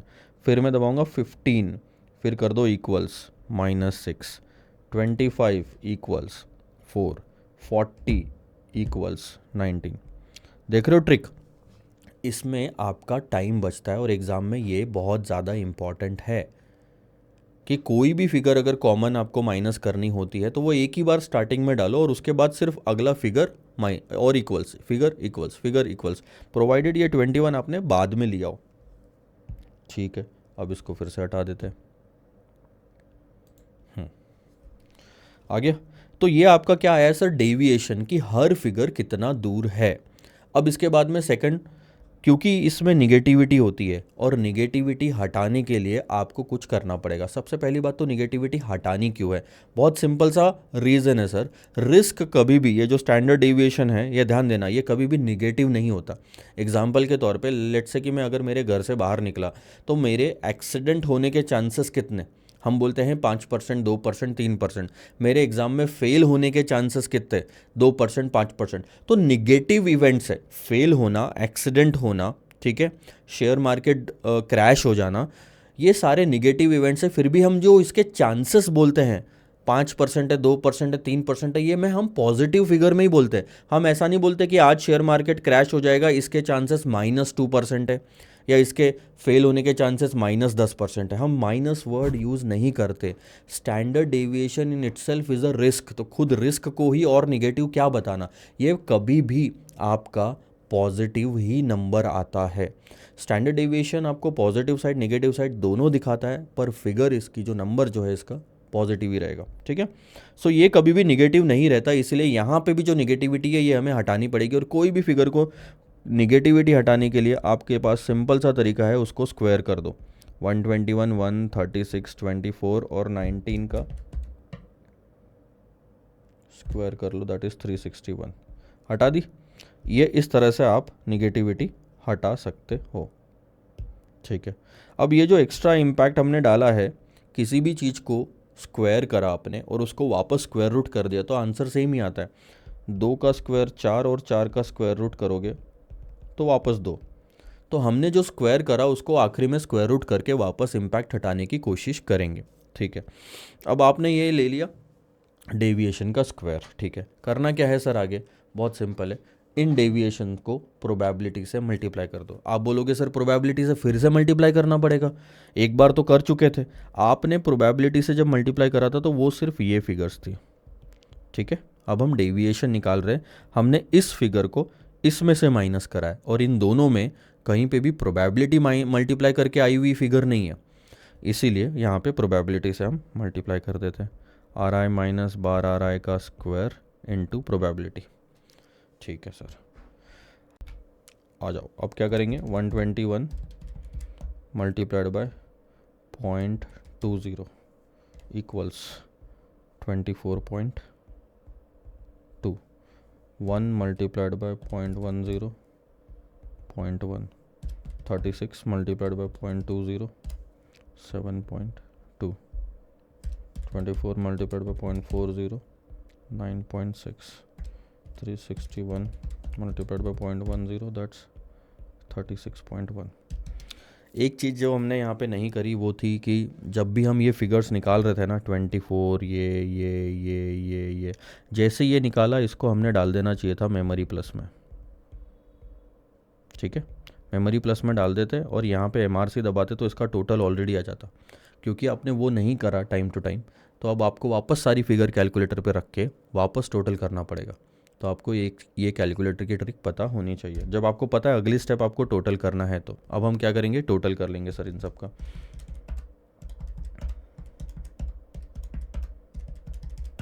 That comes to 77.1।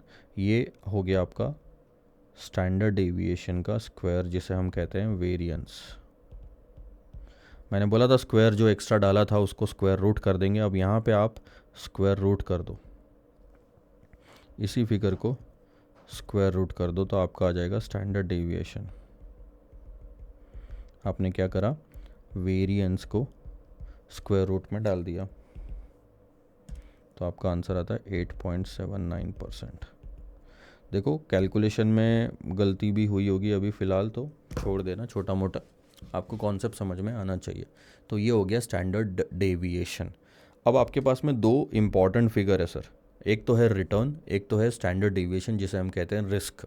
दो कॉन्सेप्ट आपने सीखे, अब इसका मतलब समझ लो।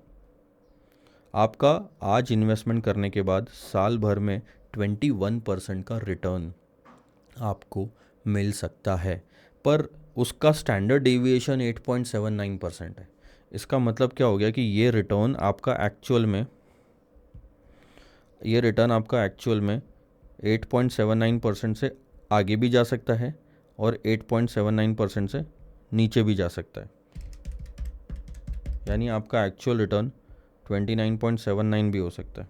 अच्छा, इसको मैं बहुत अच्छे तरीके से लेता हूँ ताकि आगे हमें काम आएगा। ये रिटर्न पे स्टैंडर्ड डेविएशन अगर आप लगाओगे तो उतना आपका बढ़ भी सकता है और उतना आपका कम भी हो सकता है, माइनस। यानी आपका एक्चुअल रिटर्न कैन बी 12.21 और it can be 29.79 as well. So कहीं ना कहीं इस रेंज के बीच में आपका रिटर्न रहेगा, एक्चुअल रिटर्न, और this is one standard deviation from mean. आगे जब हम कॉन्सेप्ट एक देखने वाले हैं नॉर्मल प्रोबेबिलिटी डिस्ट्रीब्यूशन का, उसमें आता है कि एक स्टैंडर्ड डेविएशन यानी सेंटर से जो मीन हमारा निकला है 21 का, उससे एक कदम इधर जाएंगे तो 29.79 रिटर्न आ जाएगा हमारा, और एक कदम पीछे जाएंगे यानी अगर लॉस की तरफ जाते हैं थोड़ा सा तो 12.21 आएगा। वहाँ से भी एक कदम और आगे जाओगे तो इसमें और 8.79% ऐड हो जाएगा। So that will be called as two standard deviation, और इसमें और 8.79% माइनस हो जाएगा, that will be called as two standard deviation. फिर 3 स्टैंडर्ड डेविएशन। ठीक है, ये सब बाद में देखेंगे। आपको स्टैंडर्ड डेविएशन और रिटर्न का समझ में आया कॉन्सेप्ट? ठीक है, अब स्टैंडर्ड डेविएशन का हम एक काम करते हैं, फॉर्मूला बना लेते हैं, दैट इज़ मोस्ट इंपॉर्टेंट। हमने स्टैंडर्ड डेविएशन कैसे निकाला, थोड़ा ध्यान देना। सबसे पहले हमने डेविएशन निकाला, जो भी पॉसिबल रिटर्न थे उसमें से एक्सपेक्टेड रिटर्न माइनस कर दिया, निगेटिविटी आई उसको हटाने के लिए हमने स्क्वायर करा, उस स्क्वायर करने के बाद प्रोबेबिलिटी से मल्टीप्लाई करके टोटल करा तो वेरिएंस आया। हमने बोला था कि ये स्क्वायर वाला पार्ट हम हटा देंगे, तो हमने यहाँ पे स्क्वायर रूट कर दिया और आपका फाइनल आंसर आया। चलो फॉर्मूला बनाओ, बहुत सिंपल है सर, कभी भी अंदर से बाहर लिखना, जो स्टेप एक्चुअल में करते हो उसी तरीके से लिखने की आदत डालो। Are I minus bar are आई, हमने क्या करा, डेविएशन निकाला, डेविएशन में निगेटिविटी आई तो स्क्वायर करा, स्क्वायर करने के बाद प्रोबेबिलिटी से मल्टीप्लाई करा पी आई, और उसके बाद में उसको टोटल करा तो ये आया वेरिएंस, इस वेरिएंस को हमने स्क्वायर रूट कर दिया तो अब आया स्टैंडर्ड डेविएशन। ठीक है, ये क्वेश्चन आपका तब इस तरह से फॉर्मूला बनता है जब आपकी प्रोबेबिलिटी दी हो, अगर प्रोबेबिलिटी नहीं दी हो तो फॉर्मूला थोड़ा सा बदल जाता है। देखो स्टैंडर्ड डेविएशन कैसे आया, मैं यहाँ पे लिख लेता हूँ। आपने लिया are I minus bar are आई का आपने करा स्क्वायर, फिर प्रोबेबिलिटी से मल्टीप्लाई, फिर समेशन और फिर करा स्क्वायर रूट। ठीक है, पर अगर आपको प्रोबेबिलिटी नहीं दी रहेगी तो आप क्या करोगे, अगेन यही चीज़ करोगे, रिटर्न्स डिवाइडेड बाय एन करा था, यहाँ पे डेविएशन का टोटल करोगे, deviation divided by number of observation, simple. Probability अगर नहीं दी है तो फॉर्मूला बन जाता है, आप डेविएशन ले लो माइनस बार आ रहा है, अब डेविएशन का ही स्क्वायर ये कर लो, अच्छा निगेटिविटी हटानी पड़ेगी इसमें से पहले, तो आपने स्क्वायर कर लिया। अब इसके बाद तो आपके पास प्रोबेबिलिटी है नहीं, तो आप इसी का समेशन कर लो, डिवाइडेड बाय एन कर लेना, यानी आपने इक्वल प्रोबेबिलिटी असाइन कर दी, और उसके बाद आप ले लो स्क्वायर रूट। तो ये आपका फॉर्मूला बन जाता है स्टैंडर्ड डेविएशन निकालने का, जब आपको प्रोबेबिलिटीज़ नहीं दी है, रिटर्न में से एक्सपेक्टेड रिटर्न माइनस करके स्क्वायर करोगे तो निगेटिविटी हटेगी, फिर टोटल कर लो क्योंकि प्रोबेबिलिटी तो है ही नहीं। ठीक है सर, अब आपके यहाँ पे आपने 4 फॉर्मूले देख लिए, 2 रिटर्न के with probability without probability, 2 standard deviation के विथ प्रोबेबिलिटी विदाउट प्रोबेबिलिटी। अब इन्हीं दोनों को हम पोर्टफोलियो में कन्वर्ट करते हैं। पोर्टफोलियो का मतलब क्या होता है, जब एक ही शेयर में आपने इन्वेस्टमेंट करा है तो वो अभी आपने देखा, पर आपने अपना इन्वेस्टमेंट अगर 2 जगह पे कर दिया, 2 या उससे ज़्यादा जगह पे कर दिया, तो उसको कहते हैं पोर्टफोलियो आपने बनाया। एग्जाम्पल के तौर पर आपने पूरा पैसा शेयर्स में ना डालते हुए आपने अपना पैसा शेयर्स और एफडी में डाल दिया, या फिर आपने अपना पैसा शेयर्स एफडी और म्यूचुअल फंड में डाल दिया, या फिर शेयर्स में भी आपने एक्स वाई जेड 3 तरह के अलग अलग शेयर्स खरीद लिए, तो अब ये 3 शेयर्स का पोर्टफोलियो बन गया, ये 3 इन्वेस्टमेंट इंस्ट्रूमेंट का पोर्टफोलियो बन गया। 2 या उससे ज़्यादा अलग अलग चीज़ें जब आपके इन्वेस्टमेंट में आ जाती है तो उसे पोर्टफोलियो कहा जाता है। नाउ द क्वेश्चन इज, अब आपको क्या आता है, आपको सिर्फ एक्स का रिटर्न और स्टैंडर्ड डेविएशन निकालने बोलूँ आ जाएगा, इसका आ जाएगा, इसका आ जाएगा। क्वेश्चन ये आता है कि पूरे पोर्टफोलियो का रिटर्न कितना और पूरे पोर्टफोलियो का स्टैंडर्ड डेविएशन कितना, फटाक से देखो। तीसरा कॉन्सेप्ट आपका आता है पोर्टफोलियो रिटर्न का, बहुत सिंपल सी भाषा में इसको समझा के आगे बढ़ेंगे। आपने जो असेट्स है किस में इन्वेस्टमेंट कर रखा है, लेट्स से एक्स शेयर और वाई शेयर में इन्वेस्टमेंट कर रखा है, आपका अमाउंट ले लेते हैं वो है 20 लाख्स और 30 लाख्स का, टोटल आपने 50 लाख्स का इन्वेस्टमेंट कर रखा है। ठीक है, अब सबसे ज़्यादा इम्पॉर्टेंट क्या है कि मान लो इस पर हम रिटर्न ले लेते हैं, रिटर्न आप इस पर 10% कमाओगे, इस पर आप 20% कमाओगे। ठीक है, तो अमाउंट कितनी आ गई सर, ये 2 लाख की आ गई, ये 6 लाख्स की आ गई, टोटल आपने रिटर्न कितना कमाया, 8 लाख्स का। ठीक है, अब अगर पोर्टफोलियो की बात करें तो पोर्टफोलियो का अमाउंट कितना है सर, 50 लाख्स, उस पर आपने कमाया कितना, 8 लाख्स का। तो हम पोर्टफोलियो रिटर्न तो कितने आसानी से निकाल सकते हैं, आर पी ले लेता हूँ मैं उसको, 8/50 है ना, तो वो आ जाता है 16%। ठीक है, ये एक तरीका है जब आपके पास में टोटल रिटर्न का भी अमाउंट दिया हुआ है। पर एक और तरीका है, इंस्टेड ऑफ हर एक का पहले तो ये रिटर्न निकालो, फिर इसकी टोटल करो, फिर इससे भी इसको डिवाइड करो, आप सिंपल वेट ले सकते हो कि पूरे पोर्टफोलियो में 50 लाख के पोर्टफोलियो में 20 का एक्स वाले शेयर का कितना एरिया बोलो वेट है, या फिर इसका कितना वेट है। तो तो हम क्या करेंगे, यहाँ पे वेट नाम का एक फैक्टर ले लेते हैं। वेट कैसे निकालोगे sir, 20 out of 50 is nothing but 40% and this is nothing but 60%। अब आपने क्या करना है, रिटर्न को वेट से मल्टीप्लाई कर दो। सो 10% के रिटर्न को जब वेट से मल्टीप्लाई करोगे तो 4 आया, इसको जब वेट से मल्टीप्लाई करोगे तो ये 12 आया, आपका आंसर आ गया 16%। आपको बाकी तामझाम करने की ज़रूरत ही नहीं पड़ी। आपको ये भी आसान लग सकता है, वो भी आसान लग सकता है, डिपेंड करता है क्वेश्चन पे डेटा क्या दिया हुआ है। क्वेश्चन में कई बार आपको अमाउंट दी हुई नहीं रहेगी और आपको वेट और रिटर्न दिया हुआ रहेगा, तो आपको ये वेटेड एवरेज रिटर्न निकालते आना चाहिए। फॉर्मूला क्या बन गया सर आपका इस केस में, return of the portfolio is nothing but summation of, या फिर हम अंदर से बाहर आते हैं।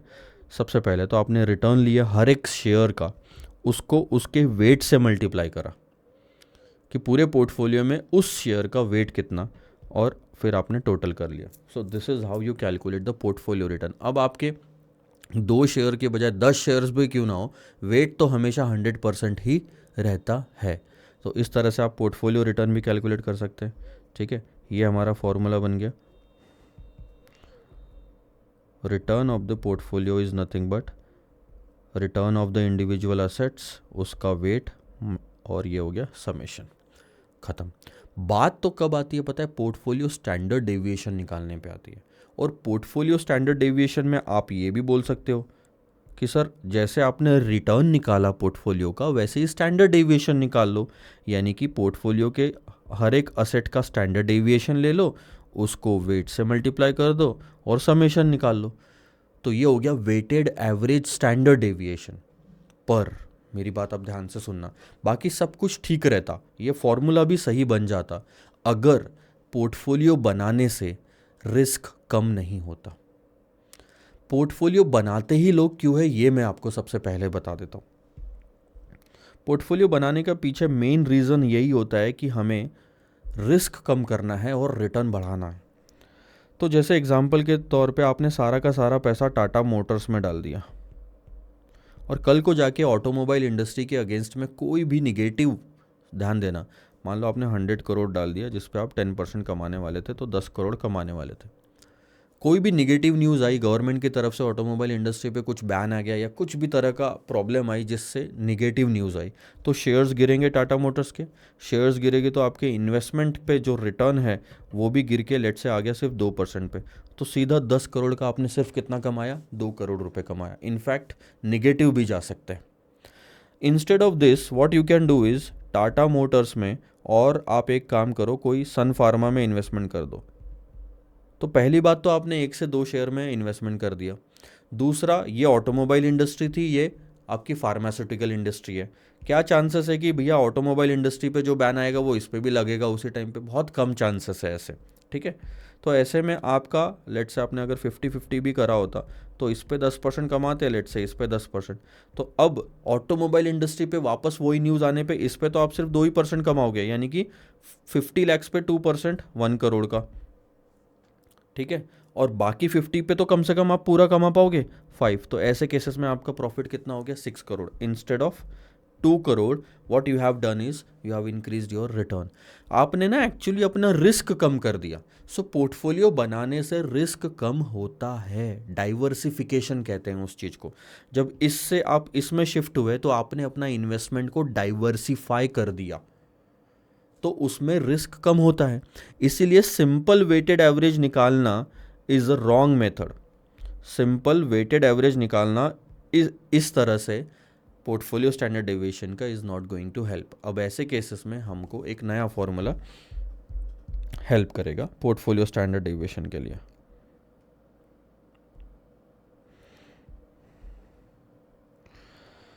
This is going to be portfolio standard deviation.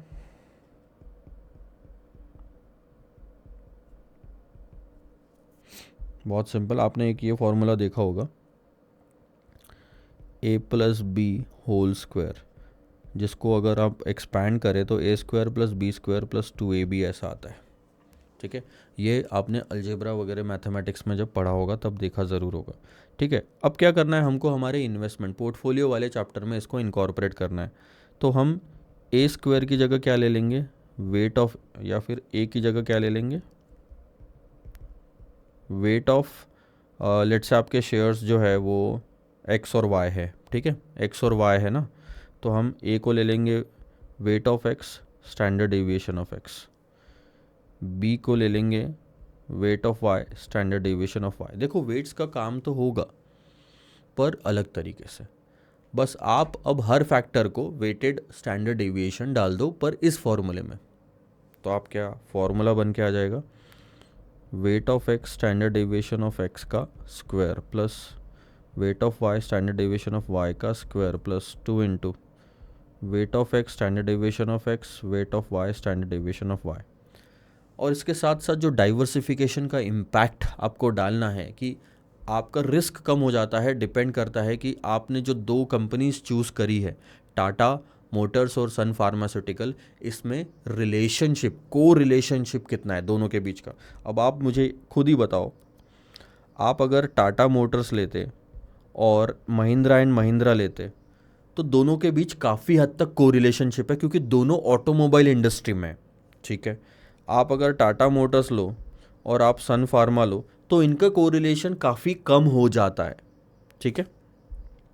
आप अगर टाटा मोटर्स लो और लेट्स से कोई साइकिल वाली कंपनी ले लो, ठीक है, तो जब टाटा मोटर्स के शेयर गिरेंगे तो इसके बढ़ने के चांसेस है, अगर कुछ ऐसी इंडस्ट्री आते तो इनमें निगेटिव कोरिलेशनशिप आ जाता है। या फिर आप एक ये भी एग्जांपल ले सकते हो कि कोई भी फिज़िकल फिटनेस को लेके अगर लोग बहुत एक्टिव हो गए और चलना चालू कर दिया, गाड़ियाँ कम यूज़ करना चालू कर दिया, तो इस कंपनी के शेयर्स बढ़ेंगे। तो इनमें निगेटिव कोरिलेशनशिप है कि एक गिरा तो दूसरा बढ़ेगा। इनमें काफ़ी हद तक पॉजिटिव कोरिलेशनशिप है, इसमें भी पॉजिटिव कोरिलेशनशिप है पर काफ़ी कम है, मतलब लो पॉजिटिव कोरिलेशनशिप है। अब मैं आपको एक और एग्जांपल देता हूँ, टाटा और आप ले लो, कैश रखिए आपके जेब में। अब टाटा मोटर्स के शेयर कितना भी बढ़े या गिरे, आपके जेब में जो कैश है आज भी उतनी कल भी उतनी रहनी है, तो इनके बीच में ज़ीरो कोरिलेशनशिप है। तो ये कोरिलेशनशिप काफ़ी मैटर करता है पोर्टफोलियो का रिस्क निकालने के लिए, इसलिए हम इसको इनकॉर्पोरेट भी करेंगे हमारे फॉर्मूले में, that will be denoted by R X Y, जो आखिरी में हम मल्टीप्लाई करेंगे। The correlation is an important factor. अब आपको समझ में आया कोरिलेशन क्या होता है, दोनों के बीच का जो रिलेशन इम्पैक्ट जो डालता है। सो इन सब से आपको जो मिल जाएगा वो है सर वेरिएंस, यानी कि वरायंस बोलो वेरिएंस बोलो, standard deviation of the portfolio का स्क्वायर। इसके बाद आप इस चीज़ को स्क्वायर रूट कर दो, आपका स्टैंडर्ड डेविएशन आ जाएगा, इसको पूरा स्क्वायर रूट करने के बाद। So this is how your formula will be. इसका हम इस्तेमाल ज़रूर करेंगे आने वाले इसमें। फ़िलहाल के लिए हम आगे बढ़ते हैं, मैं वापस वहाँ से डिस्कस ज़रूर करूँगा। अब आपने क्या देख लिया सर, पोर्टफोलियो रिटर्न कैलकुलेट करने देख लिया, पोर्टफोलियो स्टैंडर्ड डेविएशन देख लिया, कोरिलेशन का भी मतलब आपने देख लिया, ठीक है। अब ये कोरिलेशन, एक और चीज़ बता देता हूँ, कोरिलेशन की ना एक रेंज होती है, ये ज़ीरो, ये -1, ये +1, बस कोरिलेशन इतने में ही खेलता है। किसी भी दो चीज़ों के बीच का कोरिलेशन -1 से ज़्यादा या +1 से उधर नहीं जाएगा, या तो दोनों एग्जैक्ट अपोजिट होंगे, बस ज़्यादा से ज़्यादा और क्या हो सकता है, इससे ज़्यादा और क्या होगा, ऐसा। तो कोरिलेशन ये होता है, पोर्टफोलियो मैनेजमेंट के चैप्टर में हम कई बार इस चीज़ को इस्तेमाल करेंगे। बेसिक अंडरस्टैंडिंग हो गई, कोवेरिएंस भी हम पोर्टफोलियो मैनेजमेंट के चैप्टर में लेंगे, डोंट वरी अबाउट इट। यहाँ पे फिर से एक और ब्रेक लेते हैं और अब आते हैं असली टॉपिक पे, जो कि है रिस्क मैनेजमेंट का चैप्टर, और उसके क्वेश्चन सॉल्व करते हैं। See you. So welcome back after the break and now we are going to start with the chapter number 2, risk management. इस चैप्टर में तकरीबन हम 9 कॉन्सेप्ट्स देखने वाले हैं और सबसे ज़्यादा इंपॉर्टेंट जो आपके कॉन्सेप्ट है वो है आखिरी के 2। ध्यान देना सर मेरी बात पे। तो ये वार वाला कॉन्सेप्ट समझने के लिए ये सबसे इंपॉर्टेंट है, और सारे के सारे क्वेश्चन आपको जो पूछे जाने वाले हैं वो 99% ऑफ द टाइम इस पे पूछे जाएंगे। एक हाथ क्वेश्चन जी स्कोर पे आएगा, तो ये दोनों पे हमने क्वेश्चंस कवर कर रखे हैं। पर जी वार को समझने के लिए जी स्कोर को समझना ज़रूरी है, और उसको समझने के लिए जी टेबल के बारे में जानना ज़रूरी है। जी टेबल के अंदर में आपको समझ में आएगा कि स्टैंडर्ड डेविएशन क्या होता है, मीन क्या होता है, और नॉर्मल प्रोबेबिलिटी डिस्ट्रीब्यूशन का मतलब क्या होता है।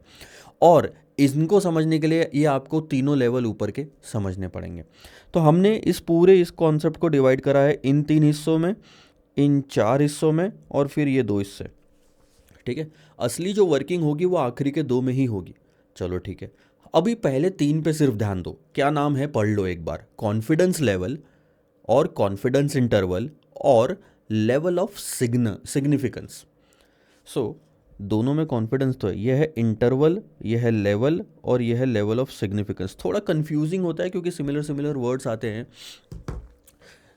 एक दूसरे में। अब एग्जांपल लेते हैं, आइए कुछ चीज़ें मैं प्रैक्टिकली आपको समझा देता हूँ क्योंकि इसका आपके सिलेबस में ज़्यादा कोई वो नहीं है, महत्व नहीं है। अब एक एग्जांपल लेते हैं, लेट्स से कि हमको पूरे इंडिया की पॉपुलेशन काउंट करनी है। 150 करोड़ लोग इंडिया में रहते हैं और उनकी पॉपुलेशन काउंट करना इम्पॉसिबल है प्रैक्टिकली। इसलिए एक नया कॉन्सेप्ट लाया गया, सैम्पलिंग। ठीक है, कि आप हर स्टेट में से, हर सिटी में से कुछ लोग ले लो और उनकी जो है पॉपुलेशन जो है उन वो काउंटिंग कर लो। अब उनका काउंट करना क्या है, मतलब एक एग्जांपल ले लेते कि हर बंदे की एवरेज अपनी हाइट कितनी है ये काउंट करनी है और इन सब की टोटल करके हम एवरेज हाइट निकाल लेंगे। ठीक है, तो हमारा पर्पस हो गया एवरेज हाइट कैलकुलेट करना इन सब की। क्योंकि सारे पॉपुलेशन की हाइट कैलकुलेट करना, काउंट करना, लिखना पॉसिबल नहीं है 150 करोड़ लोगों की, तो हमने सैम्पलिंग का सहारा लिया। सैंपल पूरे पॉपुलेशन को रिप्रेजेंट करेगा। ठीक है, अब हमें सिर्फ सैंपल जो हम ले रहे हैं 1000, 10,000, 1 लाख, इन सब की एवरेज हाइट कितनी आती है ये पता लगाना है। आपको मार्केट में जितना भी रिसर्च किया हुआ मिलता है ना, इंस्टाग्राम पे हो, रील्स पे हो, न्यूज़ में हो, वो सब सैम्पलिंग के बेसिस पे होता है। एग्जाम्पल के तौर पे कि इंडिया में मेल मेंबर आइसक्रीम खाना ज़्यादा पसंद करते हैं, ये पता कहाँ से चलता है? क्या पूरे पॉपुलेशन से पूछा गया, जितनी भी इंडिया की पॉपुलेशन है उसमें से मेल मेंबर से पता लगा के पूछा गया कि आपको आइसक्रीम पसंद है कि नहीं? मेरे पास तो कभी कोई नहीं आया पूछने के लिए, आप बताओ। तो ये रिसर्च पता कहाँ से चलता है? ये रिसर्च जो निकल के आता है ये सैम्पल बेसिस पे निकल के आता है, सैम्पलिंग। ठीक है, उसको हम कहते हैं सैम्पलिंग। ठीक है, हमने सैम्पलिंग पे ये टेस्टिंग करी। अब हमने कुछ लोग लिए और उनकी हाइट का पता लगाया। एग्जाम्पल के तौर पे इस क्वेश्चन में ले लो 10 लोग लिए हमने और उनकी हाइट का पता लगाया। अब किसी की हाइट 6 फीट आई, किसी की 5'3", 5'9", 6'2", 5'6", ऐसे अलग अलग हाइट आएगी सबकी। ठीक है, इसमें क्या होता है, जब आप के पास इस तरह का डेटा होता है ना, तो आपका एक ना लेवल बैठ जाता है। लेवल क्या बैठेगा मैं आपको बताता हूँ, कुछ इस तरह से ले लो। यहाँ पे ये आपको टॉप वाला लाइन दिख रहा है, ये एक आपका, और एक नीचे में ले लेते हैं 5'3" ले लो। ये आपने नोटिस करा होगा, ये जो मैंने 2 लाइन ड्रॉ करी है इसमें ऑलमोस्ट सारे के सारे लोग आ गए सिवाय एक के, क्योंकि वो काफ़ी एबनॉर्मल सिचुएशन लग रही है जिसकी हाइट 4.5 दिख रही है आपको। हम वहाँ तक भी नहीं लेके जा सकते उस लाइन को, हमें तो जितना जो अपना रेंज है ये कम से कम रखना है और ज़्यादा से ज़्यादा लोग इसमें इन्वॉल्व करना है, तो हमने ये निकाल लिया। अब ये क्या करा, हमने अपर साइड निकाली कि ज़्यादा से ज़्यादा हाइट निकल के आई है 6.2 और कम से कम हाइट निकल के आई है 5.3। तो ये हमारी एक रेंज बन गई। क्या है रेंज? 5.3 से लेके 6.2 की एक आपकी रेंज बन गई। 5.3 से लेके 6.2 की आपकी रेंज बन गई। इस रेंज को बोलते हैं कॉन्फिडेंस इंटरवल। पर आपने देखा होगा एक चीज़ कि इसमें अभी भी ये वाला पार्ट बाहर है, यानी कि आप 100% श्योर नहीं हो सकते कि कोई भी बंदा उठाओ तो उसकी हाइट इस रेंज में आएगी। आप 99% या कुछ मैक्सिमम लेवल पे परसेंटेज पे बोल ज़रूर सकते हो कि रैंडमली आप कोई भी बंदा इंडिया में उठाओगे तो इसकी हाइट इतनी होगी या इस रेंज में कहीं ना कहीं तो आएगी, इस दोनों के बीच में। पर 100% नहीं बोल सकते क्योंकि कुछ एबनॉर्मल सिचुएशंस होती है। ठीक है, तो हमने ये कॉन्फिडेंस इंटरवल निकाल लिया, पर किसी भी एवरेज बंदे की हाइट, या बंदा हो बंदी हो की हाइट इस रेंज के अंदर आएगी, इसके चांसेस हम सिर्फ 90% दे रहे हैं, तो उसे कहेंगे कॉन्फिडेंस लेवल। समझ रहे हो? इंटरवल रेंज स्पेसिफाई करता है, जस्ट अ सेकेंड, इंटरवल जो है वो रेंज स्पेसिफाई करता है ये, और लेवल जो है ये आपका कॉन्फिडेंस स्पेसिफाई करेगा। ठीक है, आप 90% श्योर हो कि एवरेज बंदे की हाइट 5.3 से 6.2 के बीच में आएगी। ठीक है, डन। तो 10% क्या बचा, जो बचा हुआ फिगर है इसका मतलब आप 10% श्योर हो कि इसके बीच में हाइट नहीं आएगी। कोई भी बंदा आप उठाओगे तो शायद 5.3 से कम या 6.2 से ज़्यादा आएगी। इसको कहते हैं level of significance. It is exactly opposite of confidence level. So मैं लेवल ऑफ सिग्निफिकेंस को ऐसे भी लिख सकता हूँ 100 minus confidence level which is 90%। ठीक है, ठीक है। अब ध्यान देना, फॉर्मूला आपका बन के आता है ये C is equal to 1 minus a, C is equal to 1 minus a. So confidence level is C is equal to 1 minus a, 1 minus significance level. A क्या बना, सिग्निफिकेंस लेवल, यानी 1 माइनस 0.10, तो 0.90 आंसर आता है। That is 90% you are confident. ठीक है, एक basic understanding थी। अब आप मेरे को एक चीज़ बताओ, आपको ये तीनों कॉन्सेप्ट समझ में आए क्या? कॉन्फिडेंस इंटरवल क्या होता है, कॉन्फिडेंस लेवल क्या होता है, और लेवल ऑफ सिग्निफिकेंस क्या होता है? आगे ज़रूर काम आएगा सर आपको।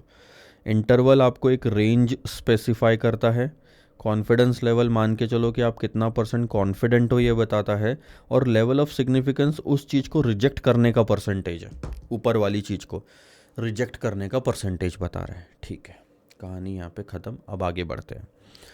नॉर्मली एक सिचुएशन में आपको बताता हूँ, लेट से आप रेत उठाते हो, रेत को ऐसा डालो कहीं पे, या फिर एक ट्रक। हमारे पास में एक फ़ोटो थी पहले, let me just check if we have that.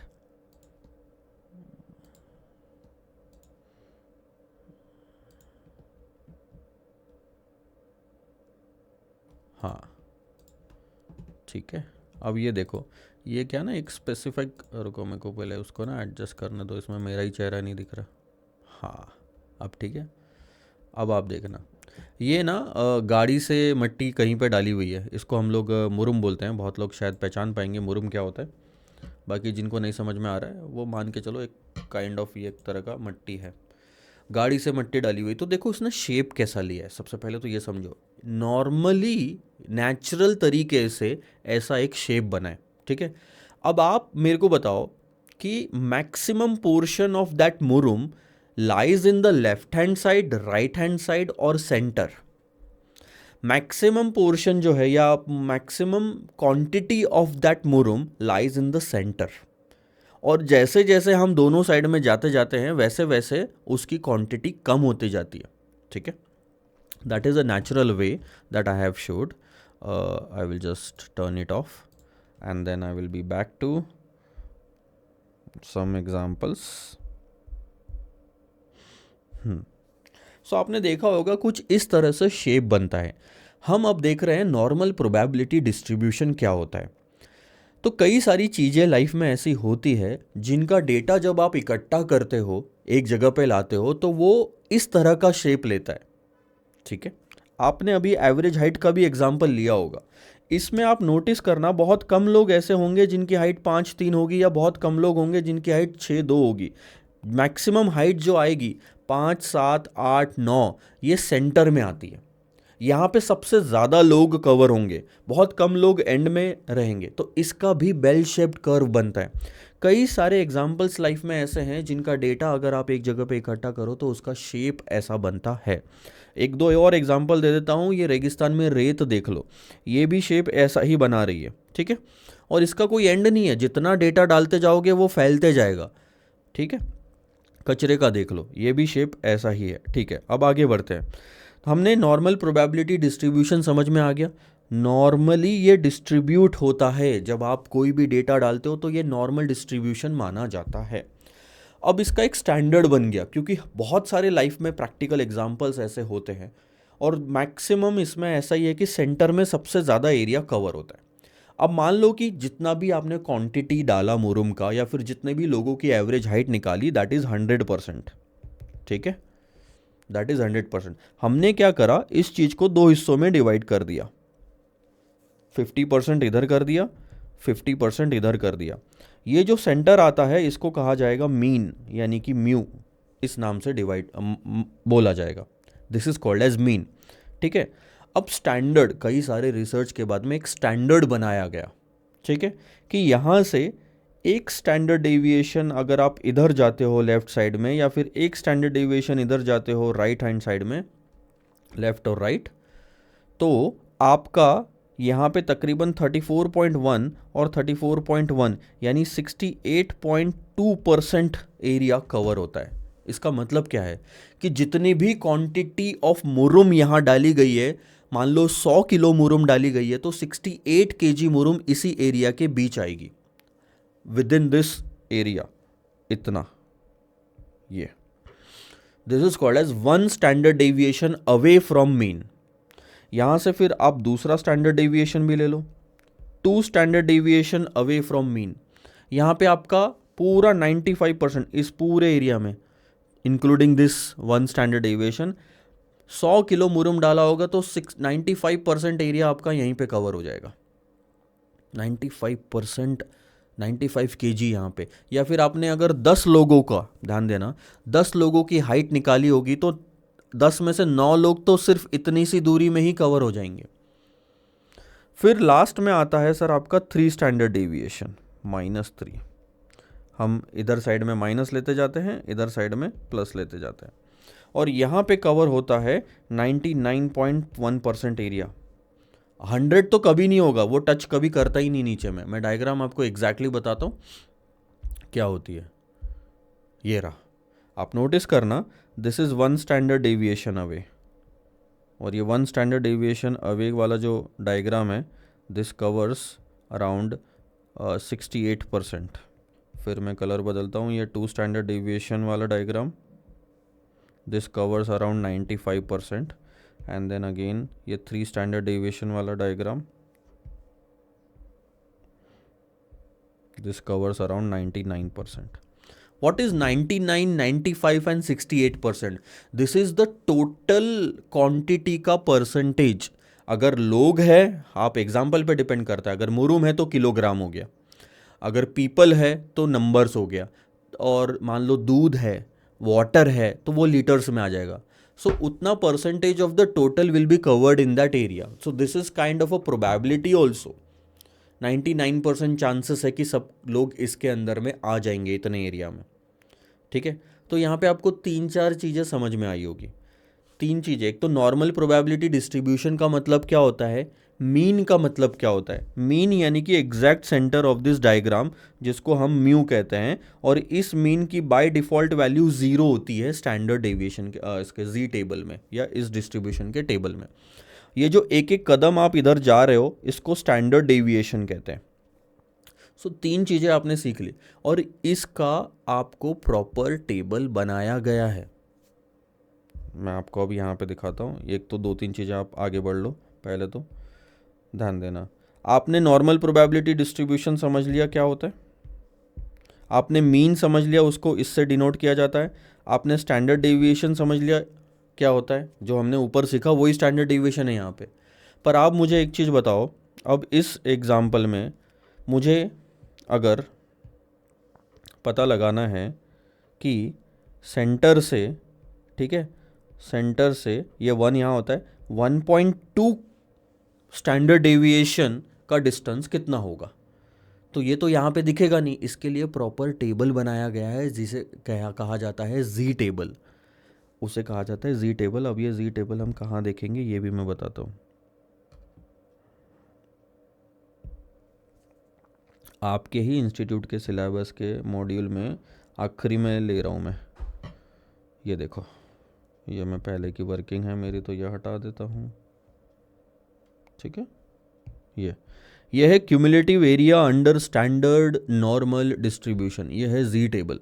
आप इसमें अगर 1.2 देखना चाहते हैं तो 1 पे जाइए, फिर 1.2 पे जाइए, ये 1.20 का आ गया, ऊपर में देखो 0 है। अगर आपको 1.25 देखना है तो 1.2 की लाइन में 0.5 पे आएंगे, ये देखो 0.5 पे 1.25 कहते हैं, उसकी प्रोबेबिलिटी आएगी 89.44%, 0.8944। ठीक है, अब एक और चीज़ बता रहा हूँ, थोड़ा सा ध्यान देना। ये सिर्फ आपको रिस्क मैनेजमेंट वाले चैप्टर में नहीं, नॉर्मल प्रोबेबिलिटी डिस्ट्रीब्यूशन और ये जी टेबल का इस्तेमाल आपको डेरिवेटिव्स में भी होगा। और अगर आपने एक बार पूरी क्लास कर चुके हो, कहीं से भी डेरिवेटिव्स का चैप्टर अगर आपने कंप्लीट कर लिया है तो आपको अच्छे से याद होगा जी टेबल वहाँ भी इस्तेमाल होता है। और वहाँ पे भी एक गलती आप ज़रूर करोगे, वो चीज़ की आधा पोर्शन जो है हम यहीं पे कवर कर लेंगे, फिर डेरिवेटिव्स का डेरिवेटिव में देखेंगे। ध्यान देना सर, ये बहुत अच्छी वेबसाइट है mathsisfun.com, इन्होंने काफ़ी अच्छा काम कर रखा है। इनफैक्ट मुझे समझाने के लिए और आपको समझने के लिए बहुत आसान हो जाएगा। ये भी नॉर्मल प्रोबेबिलिटी डिस्ट्रीब्यूशन कर्व है, आप देख रहे हो, और मैं अगर अभी ज़ीरो पे खड़ा हूँ तो मेरी z की वैल्यू ज़ीरो आ रही है, देख रहे हो नीचे में, पर एरिया आपको 50% कवर्ड दिखा रहा होगा। तो ये जो ऑलरेडी कवर्ड दिखा रहा है 50% एरिया, ये क्यूमुलेटिव प्रोबेबिलिटी है। क्यूमुलेटिव है मतलब यहाँ से हम आगे बढ़ते हैं। आपको जो टेबल दिया हुआ है इंस्टीट्यूट के मटेरियल में भी, ये भी क्यूमुलेटिव है, इसलिए ज़ीरो पे अगर खड़े होके आप वैल्यू देखोगे तो स्टार्टिंग ही वैल्यू 0.5 से हो रही है। ये 0.5 क्या है, ये वाला एरिया है सर, एरिया, वो भी सिर्फ और सिर्फ लेफ्ट हैंड साइड वाला नेगेटिव वाला एरिया पूरा आपका ऐड हो गया।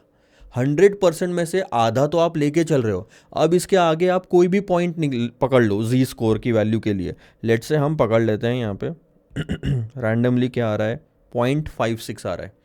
0.56 की जी वैल्यू पे 71.23% प्रोबेबिलिटी कवर होती है। 0.56 देखो, ये रहा 0.5, और इसमें 6 पे जाएंगे तो ये रहा, देख रहे हो यहाँ पे भी एग्जैक्ट 7123 आ रहा है। ये 0.7123 जो यहाँ पे दिखता है वो ये है सर, इस नॉर्मल प्रोबेबिलिटी डिस्ट्रीब्यूशन में ये जो बेल शेप्ड कर्व दिख रहा है, ये बताता है कि उसका कितना, पूरे कर्व का कितना एरिया आप कवर कर चुके हो। ये सिर्फ पॉसिबल है क्यूमुलेटिव प्रोबेबिलिटी डिस्ट्रीब्यूशन में, ठीक है। कई बार क्या होता है, आपको z की वैल्यू यानी 0.56 की वैल्यू 7123 ना देते हुए वो क्या करेंगे, 0.56 की वैल्यू हो गई 7123, और कई बार वो यही एग्जैक्ट सब कुछ सेम दे देंगे और वैल्यू देंगे यहाँ पे 0.2123। सर कैसे पॉसिबल है, सेम चीज़ की दो वैल्यू होना कैसे पॉसिबल है? पॉसिबल है। बात कहाँ आके अटकती है कि आप इस 0.6 को क्यूमुलेटिव टेबल में देख रहे थे और ये नॉन क्यूमुलेटिव टेबल की वैल्यू है। अगर नॉन क्यूमुलेटिव वैल्यूज आपको दी हुई है तो उसमें वो 50% एरिया इंक्लूडेड नहीं है। मैं आपको फिर से बताता हूँ, आप नोटिस करना यहाँ पे ये रहा पार्ट, ये आप किस एंगल से इस टेबल को या इस डायग्राम को देखना चाहते हो वो डिसाइड करता है, ज़ीरो से लेके आगे या अप टू जेड, ठीक है। ज़ीरो से लेके आगे यानी ये वाला पोर्शन, अब हम उसमें जाते हैं, ध्यान देना, ज़ीरो टू जेड में जाते हैं और ज़ीरो पे रखते हैं, एग्जैक्ट ज़ीरो पे आ जाए तो अच्छा है,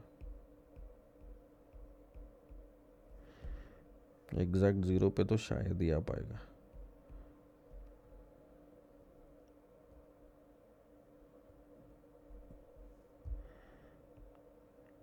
ये देखो, अब ज़ीरो पे जब मैंने रखा तो वैल्यू परसेंटेज कितना आ रहा है, ज़ीरो, क्योंकि स्टार्ट ही वहीं से हो रहा है, नॉन क्यूमुलेटिव।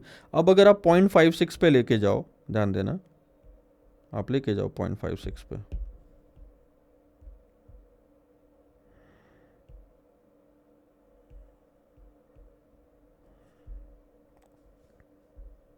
एक सेकंड, थोड़ा नॉन रिस्पॉन्सिव होने के चक्कर में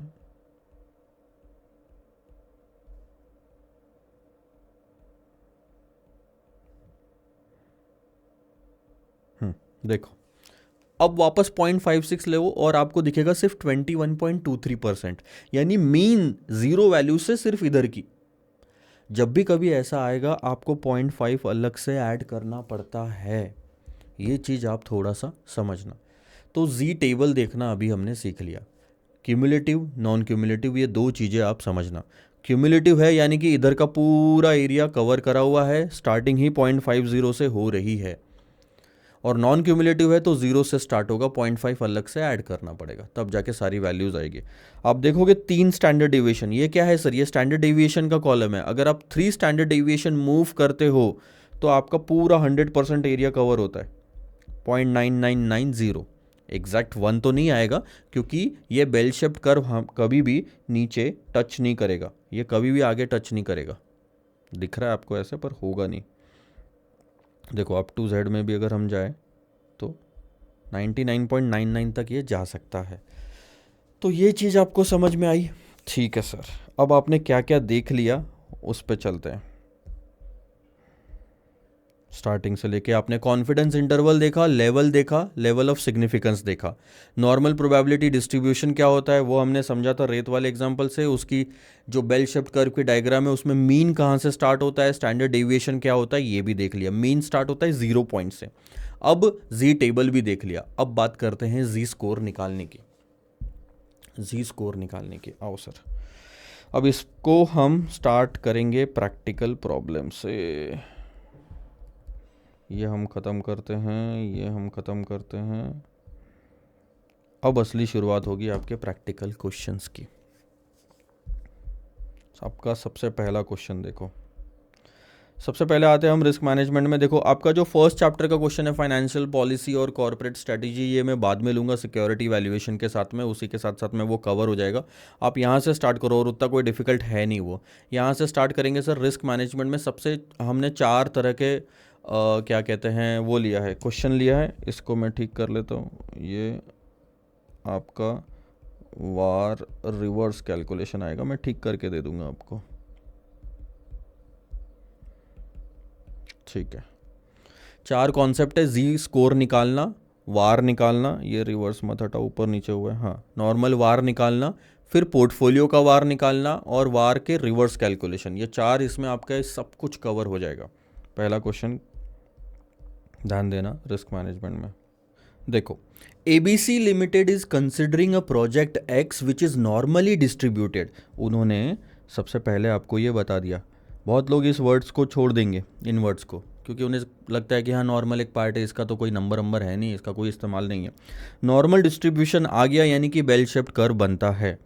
has a mean return of 2 crore with a standard deviation of 1.60 crore. ध्यान देना, उन्हें लगता है कि इस प्रोजेक्ट में हम 2 करोड़ रुपए कमा सकते हैं, पर ये 2 करोड़ रुपए 1.6 से आगे भी जा सकता है, 1.6 से पीछे भी जा सकता है, वहाँ से भी और 1.6 आगे जा सकता है, वहाँ से भी और 1.6 पीछे जा सकता है। That is what standard deviation is.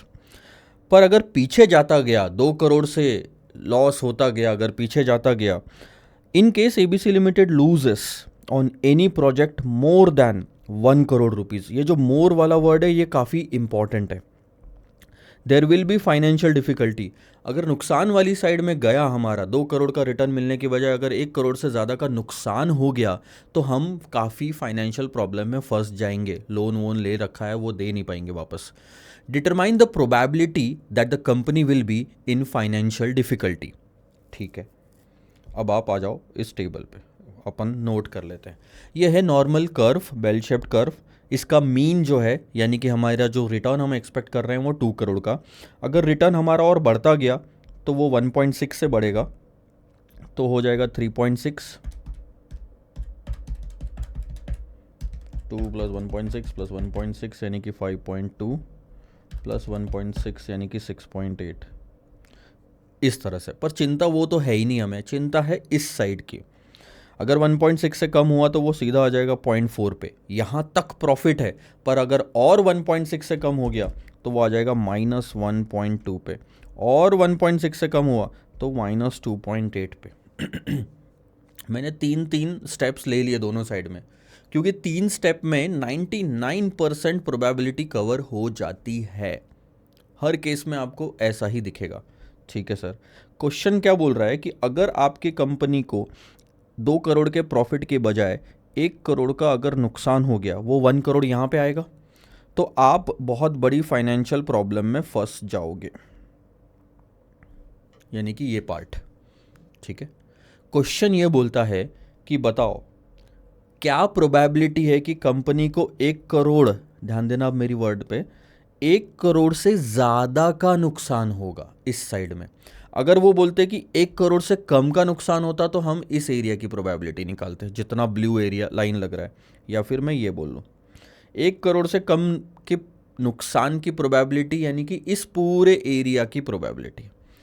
Otherwise ये रहा, ये जो आपको ये वाला पोर्शन दिख रहा है, ये है 1 करोड़ से ज़्यादा के नुकसान की प्रोबेबिलिटी। ठीक है, ये हमें निकालना है, इतना पार्ट। ठीक है सर, अब इसके लिए हमें मदद कौन करेगा? जी टेबल मदद करेगा। अब according to Z table what happens is, हम उसके हिसाब से जाए तो मीन होता है 0, यहाँ आता है 1 standard deviation, 2 standard deviation, 3 standard deviation, -1, -2, -3। ये एक तरह से आप बोलो जी स्कोर है, ठीक है, जी स्कोर हो गया। तो अब आप बताओ कि प्रोबेबिलिटी क्या होगी? प्रोबेबिलिटी आपको कौन देगा? प्रोबेबिलिटी देगा जी टेबल। इसलिए हमें क्या करना पड़ेगा? जी टेबल में एग्जैक्ट ये पॉइंट कहाँ आ रहा है -1 का, ये पता लगाना पड़ेगा, क्योंकि प्रोबेबिलिटी भी आपको यही चीज़ दे रहा है। तो आपको ये वाली वैल्यू जो निकालोगे उसी को कहते हैं सर जी स्कोर। मैं यहाँ पे लिख देता हूँ, ये है सर आपका जी स्कोर, ये निकालना है, ठीक है। अब कहानी बहुत ही सिंपल क्रॉस मल्टीप्लिकेशन वाली है। सबसे पहले तो मैं आपको लॉजिक समझा देता हूँ, ये हटा लो यहाँ से। हाँ, अगर आपके एक हाथ में 2 रुपए हैं तो दोनों हाथ मिला के कितने रुपए होंगे? Cross multiplication, x into 1, 2 into 2, X is equal to 4। आया समझ में? वैसे ही आपको क्रॉस मल्टीप्लिकेशन करना है यहाँ पे भी। अब इसमें ध्यान देना मैं क्या क्या ले रहा हूँ। लेट्स से कि -1 करोड़ तक जो पहुँचना है हमें, जो हमें रिक्वायर्ड फील्ड कहाँ तक पहुँचना, उसे हम ले लेते हैं x। ये जो 2 करोड़ आपको दिया हुआ है यह है म्यू, मीन है ना। हमें 2 करोड़ से -1 तक पहुंचना है, यानी कितना पीछे डिस्टेंस ट्रैवल करना है? 3 करोड़ का लॉस मीन से। 3 करोड़ का रिटर्न कम होना चाहिए आपका। 2 से पहले 0 पे जाओगे, 0 से फिर -1 पे जाओगे, टोटल 3 करोड़ का, ठीक है। अब हर एक, ध्यान देना, हर एक स्टैंडर्ड डेविएशन के लिए, ये जो यहाँ तक का डिस्टेंस आप कवर कर रहे हो ये 1 स्टैंडर्ड डेविएशन का है, इसके लिए 1.6 करोड़ का लॉस होता है। ये हो गया आपका स्टैंडर्ड डेविएशन। करना क्या है यार? देखो, एक स्टैंडर्ड डेविएशन पीछे जाने पे 1.6 का लॉस है, तो कितने 3 करोड़ के लॉस पे कितने स्टैंडर्ड डेविएशन पीछे जाना पड़ेगा? कहानी सिंपल। मैं अब अगर कलर से आपको समझा दूँ तो आपको काफ़ी आसानी से समझ में आ जाएगा। ये डिस्टेंस 1.6 करोड़ का होता है अगर हम 1 स्टैंडर्ड डेविएशन पीछे जाते हैं। अब अगर हम 3 करोड़ का डिस्टेंस ट्रैवल करना चाहे, ये 1.6 पीछे जा रहे हैं ना, -3 करोड़ का डिस्टेंस ट्रैवल करना चाहे तो कितने स्टैंडर्ड डेविएशन पीछे जाना पड़ेगा? क्रॉस मल्टीप्लिकेशन, फिर से यहाँ पे बता रहा हूँ, ठीक है। 1.6 करोड़ पीछे जाते हैं अगर एक स्टैंडर्ड डेविएशन का डिस्टेंस कवर करना है, तो 3 करोड़ पीछे जाने के लिए कितने स्टैंडर्ड डेविएशन का डिस्टेंस कवर करना पड़ेगा? जी की वैल्यू क्रॉस मल्टीप्लिकेशन कर लो, -1.6, नहीं ये तो स्टैंडर्ड डेविएशन तो आपका नेगेटिव में आएगा भी नहीं, स्टैंडर्ड डेविएशन पॉजिटिव होता है। So 1.6 z is equal to -3 into 1, z is equal to -3 divided by 1.6, कहानी ख़त्म। -1.875 is the value of z। ये रहा, ये जो है -1.875 वाला पॉइंट है, ध्यान देना। ये है 1 स्टैंडर्ड डेविएशन, ये है 2 स्टैंडर्ड डेविएशन, ये है -1.875 स्टैंडर्ड डेविएशन, और इस एग्जैक्ट पॉइंट पे प्रोबेबिलिटी निकाल लो कितनी है इस साइड की। हमें इस साइड की नीचे, इस साइड की चाहिए, वो देखेंगे आगे, ठीक है। इसका फॉर्मूला बना लेते हैं और कहानी ख़त्म करते हैं। सर आपको क्या चाहिए था? यही चाहिए ना, ये वाला पार्ट, -3 करोड़ का डिस्टेंस आपको कवर अप करना है, 3 करोड़ का लॉस और हर स्टैंडर्ड डेविएशन पे 1.6। कैसे आया? सिंपल है, जहाँ तक पहुँचना है उसको x ले लो, जहाँ से निकल रहे हो उसको म्यू ले लो, mean, divided by standard deviation. x क्या था आपका? -1 करोड़, यानी कि ये अपनी रिक्वायर्ड अमाउंट है। और कहाँ से निकले थे हम? 2 करोड़ के पॉजिटिव फिगर से, रिटर्न से। और हर स्टैंडर्ड डेविएशन कितना? 1.6 का है। आ गया आपका -3 बाय 1.6, बन गया फॉर्मूला जी स्कोर का। अब आगे बढ़ते हैं, ठीक है। अब आपको जी टेबल में -1.875 कहाँ आता है वो देखना है। द क्वेश्चन इज, आपको माइनस कहीं पे भी नहीं दिया हुआ है, यानी कि आपको जो वैल्यूज दी है वो पॉजिटिव साइड की दी है, वो आपको राइट हैंड साइड वाली दी हुई है, मीन से इधर वाली दी हुई है, जबकि मीन से इधर वाली चाहिए। The good part is mean से इधर का पोर्शन और इधर का पोर्शन दोनों 50-50% होता है, यानी इधर से भी आपने अगर एग्जैक्ट 1.875 निकाल लिया तो वही प्रोबेबिलिटी आप इधर भी लगा सकते हो।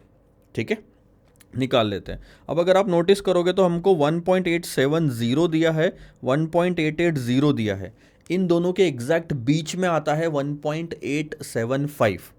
ठीक है, ये है टेबल वैल्यूज और ये मीन से है टेबल वैल्यूज। ठीक है, तो आप बताओ कैसे करोगे। यहां पे एक नया कॉन्सेप्ट आपको सीखने मिलता है, दैट इज इंटरपोलेशन।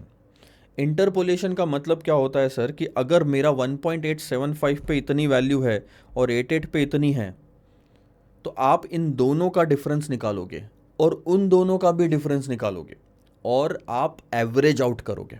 कैसे, ध्यान देना। एक छोटा सा एग्जांपल देके मैं समझाता हूँ इंटरपोलेशन का और फिर आगे बढ़ेंगे। कॉन्सेप्ट्स क्वेश्चन के अंदर ही हम सीख रहे हैं, इसीलिए हमें हर क्वेश्चन को करने में थोड़ा टाइम लगेगा, पर हम स्पीड पकड़ लेंगे। स्टार्टिंग में ही सबसे ज़्यादा कॉन्सेप्ट्स होते हैं। अब मैं यहाँ पे आपको एक सिंपल सा एग्जांपल समझाता हूँ। First step, second step, third step, fourth step और ये फिफ्थ स्टेप। ठीक है, 0 1 2 3 4 और ये 5 मान लेते हैं। ठीक है, 5 स्टेप्स है ना। आपके पास 0 स्टेप पे 10 रुपये थे और फिफ्थ स्टेप पे पहुंचने के बाद आपके पास हो गए 50 रुपये। ठीक है, क्वेश्चन क्या है, हर स्टेप पे पैसे रखे हुए थे और आपने पैसे वो सारे उठा लिए। हर सीढ़ी चढ़ने पे कितने रुपए आपको मिले, क्या आप बता सकते हैं? बहुत सिंपल है सर। आप क्या करोगे पता है, स्टार्टिंग का स्टेप गिनोगे और एंडिंग का गिनोगे। इन दोनों के बीच आपने निकाला डिफरेंस, 5 और 0 का डिफरेंस था 5, कि हमने कितनी स्टेप्स एक्स्ट्रा चढ़ी। और स्टार्टिंग में हमारे पास कितने थे, 10 रुपये, एंड में कितने हैं सर, 50 रुपये, यानी हमें कितने पैसे और मिले, 40 रुपीज़ आपको मिले, दोनों का डिफरेंस। तो आपने इन दोनों को डिवाइड करके 40/5 करके निकाल लिया कि हर सीढ़ी चढ़ने पे 8 रुपये, 8 रुपीज़ मिलते हैं। ठीक है, अब ये कैसे निकाला, बहुत सिंपल। 0 और 10 यहाँ रखा, 5 और 50 मैंने यहाँ रखा, इन दोनों का डिफरेंस और इन दोनों का डिफरेंस 5 और 50 थोड़ा सा ऊपर नीचे हो गया, 0 और 5 यहाँ रखा और 10 और 50 यहाँ रखा। तो आपको समझ में आ गया। 40 इधर से राइट हैंड साइड से 40 डिवाइडेड बाय 5 करूँगा तो मेरा 8 आंसर आ जाएगा। अब मैं ये निकाल सकता हूँ कि बीच में मेरे को कोई भी पॉइंट दे दो, मैं वहाँ पे मेरे पास टोटल कितने पैसे थे वो मैं निकाल सकता हूँ। यानी कि let's say for example third step पे लेते हैं कि आपके पास थर्ड स्टेप पे कितने पैसे थे, 3 सीढ़ियाँ चढ़ने के बाद टोटल कितने पैसे थे। तो 0 से कहाँ तक जाना था, सिर्फ 3 तक, यानी इन दोनों के बीच का डिफरेंस कितना, 3 का, 0 से 3 का। ठीक है, करना क्या है सर, 8 को 3 से मल्टीप्लाई कर दो तो 24 रुपये और एक्स्ट्रा मिले, 24 रुपीज़। ये आपको समझ में आ जाएगा। स्टार्ट करोगे यहाँ से, जितने पैसे थे वो तो लेके चल रहे हो, तो वो लिख लिया आपने यहाँ पे हाथ में। ठीक है, अब पैसे बढ़े हैं और आगे जाके, इसलिए आपने प्लस लिखा, कम हुए रहते तो माइनस लिखते। ठीक है, अब क्या निकालोगे, सबसे पहले निकालोगे कि सर हर स्टेप चढ़ने के कितने रुपए मिलेंगे, 40/5। उसके बाद लिखोगे कि कितने स्टेप्स और आगे बढ़ने की ज़रूरत थी, 3। तो आपका आंसर आ गया 10 + 8 × 3, 10 + 24, दैट इज़ 34 रुपीज़ आपके हाथ में थे। This is called as interpolation. यहाँ कोई फॉर्मूला बनाने की ज़रूरत नहीं है, हर सिचुएशन में आपको ये चीज़ समझ आ जाएगी। वैसे ही आपको करना है यहाँ पे, 1.870 की वैल्यू है, 880 की वैल्यू है, 1.875 इनके बीच में आता है, तो निकाल लो। सर निकाल लेंगे, कोई बड़ी बात नहीं है। ये देखो, इसी में कर लेते हैं, इसी बुक में, यहाँ पे 1.870, 1.880 और यह 0.4693, 0.4699। क्वेश्चन को मैं फिर से समझा रहा हूँ। क्वेश्चन यानी कि ये सिचुएशन को, आप अगर इतना डिस्टेंस ट्रैवल करते हो 0.010 का, इन दोनों के बीच का डिफरेंस, तो आपको इतनी वैल्यू आपकी बढ़ती है, 93 से 99 पे पहुंच गए। पर आपको पूरा 10 स्टेप्स आगे आने की ज़रूरत नहीं थी, आपको सिर्फ 1.875 तक पहुंचना था। तो इन दोनों के बीच का डिफरेंस निकाल लो, वो आएगा 0.005, 870 और 875, बस कर लो। यहाँ राइट हैंड साइड से चलना, this divided by this multiplied by this. और स्टार्ट कहाँ से करोगे सर, ये वैल्यू से स्टार्ट करना है 0.4693 से। तो आप लिखोगे 0.4693, पहला तो यहाँ से स्टार्ट करा, ऐड करना है क्योंकि और बढ़त है, plus 0.0006 divided by 0.01 multiplied by 0.005।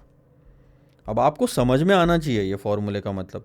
इस पार्ट का मतलब है कि यहाँ से शुरू करा, इस पार्ट का मतलब है कि हर एक छोटा कदम चलने पे कितनी वैल्यू बढ़ती है और टोटल कितने कदम हमें आगे बढ़ना था, वो तीसरा पार्ट बताता है। इससे आपका आंसर आ जाएगा 0.4696, एग्जैक्ट बीच का है ना, इसलिए आसान हो गया। बस 46.96% इज द प्रोबेबिलिटी। गलत, प्रोबेबिलिटी तो ये आपने सही कैलकुलेट की है, लेकिन ये क्या है ध्यान देना, ये 1.875 की प्रोबेबिलिटी है। अब इसको टेबल में देखो, समझ में आना चाहिए ना क्वेश्चन, बाकी तो आंसर तो मटेरियल में भी दिया हुआ है। ये जो 1.875 की प्रोबेबिलिटी आई है, ये आपकी कहाँ की आई है ये भी मैं बता देता हूँ। ये 1.875 जी टेबल में इधर का है, मैं आपको ग्रीन पेन से कर देता हूँ, ये रहा। आप नोट कर सकते हो यहाँ पे कि ये जो एरिया है ना, इसकी प्रोबेबिलिटी आई है अभी आपको कितना, 46.96%। जस्ट अ सेकेंड, ये वाले एरिया की प्रोबेबिलिटी आई है 46.96%। सबसे पहले तो सर राइट हैंड साइड की क्यों है, क्योंकि 1.875 पॉजिटिव था। द गुड पार्ट इज इतनी ही प्रोबेबिलिटी बनती है इस एरिया की भी, 46.96%। जितना डिस्टेंस मीन से इधर ट्रैवल करो या मीन से इधर ट्रैवल करो, नॉन क्यूमुलेटिव है तो इक्वल प्रोबेबिलिटी है, ठीक है। पर हमें क्या चाहिए था, क्या हमें इन दोनों के बीच का निकालना था? नहीं सर, हमें तो चाहिए था कि 1 करोड़ से ज़्यादा के नुकसान की प्रोबेबिलिटी बताओ, हमें इस एरिया की चाहिए थी प्रोबेबिलिटी, और मिली कौन सी, इस एरिया की 46.96। क्या करोगे, मैं फिर से बताता हूँ, आपको 46.96 इस एरिया की मिली और चाहिए इस एरिया की थी। बहुत सिंपल है सर, मीन से लेके लेफ्ट हैंड साइड तक पूरा 50% कवर होता है, 50 में से ये हटा दो, बचा हुआ आपको पोर्शन मिल जाएगा इस एरिया की प्रोबेबिलिटी का, ठीक है। अब हम आगे कैलकुलेट कर लेते हैं। ये मैं इंटरपोलेशन वाला बढ़ा लेता हूँ। अब तो सीधा मैं इंस्टीट्यूट के मटेरियल में ही दिखा दूंगा। ये 0.4696 आया था, आप ध्यान देना 1.875 की तो 0.4696 हो गया, and the value of -1.875 is also 0.4696। मैं यहाँ पे बताता हूँ, मीन से लेके -1.875 तक का जो डिफरेंस था that is also 46.96%, and -1.875 onwards जो है वो आएगा 50 माइनस 46.96, दैट इज 3.04%। वो 3.04% ये रहा।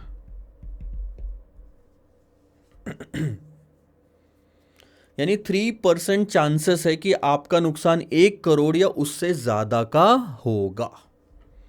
46.96% चांस है कि आपका नुकसान 1 करोड़ और प्रॉफिट 2 करोड़ के बीच एक्चुअल रिटर्न होगा। आपका जो रिटर्न आएगा ना वो इन दोनों के बीच आएगा, और बाकी 50% चांस है कि आपका जो प्रॉफिट है वो 2 करोड़ या उससे ज़्यादा का होगा। समझ रहे हो, ये है, इन 3% का मतलब समझो क्या है। मैं यहाँ पे लिख भी देता हूँ आपको,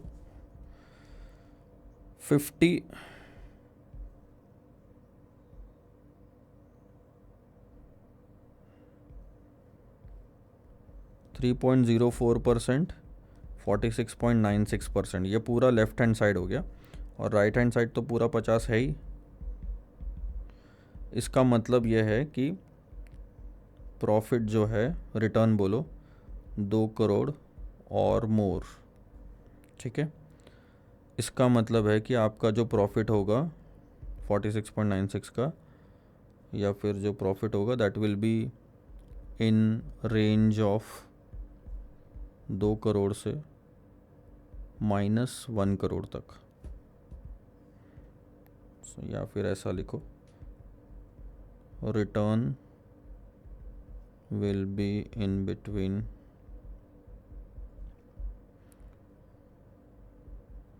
प्रॉफिट 2 करोड़ का, लॉस 1 करोड़ का, और 3.04% चांसेस है लॉस विल बी -1 और मोर। ये इस तरह से 100% कवर हो गया आपका।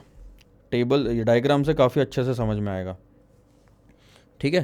क्वेश्चन ये भी पूछ सकता था आपको कि 2 करोड़ और 1 करोड़ के बीच में, 1 करोड़ के लॉस और 2 करोड़ के प्रॉफिट के बीच का मेरे को रिटर्न की प्रोबेबिलिटी बताओ, तो 46.96। 2 करोड़ से ज़्यादा की प्रोबेबिलिटी बताओ तो 50%। ये सब डिटेल में इसलिए बता रहा हूँ कि एग्जाम में क्वेश्चन अगली बार सेम आएगा ऐसा नहीं है सर, तब आपको समझ में आया तो ही आप कर पाओगे, ठीक है। क्वेश्चन नंबर 1 अपना हुआ ख़त्म।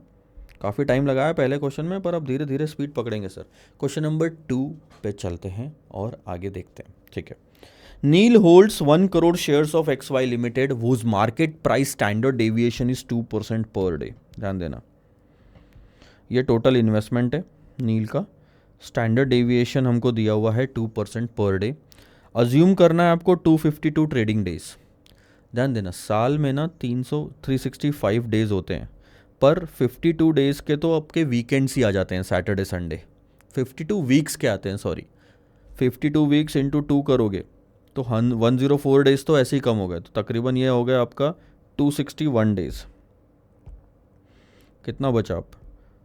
261 डेज़, और उसमें भी कुछ पब्लिक हॉलीडेज़ वगैरह आते हैं, तो ट्रेडिंग करने के जो दिन होते हैं मंडे से फ्राइडे के, वो 252 स्टैंडर्ड बन गया।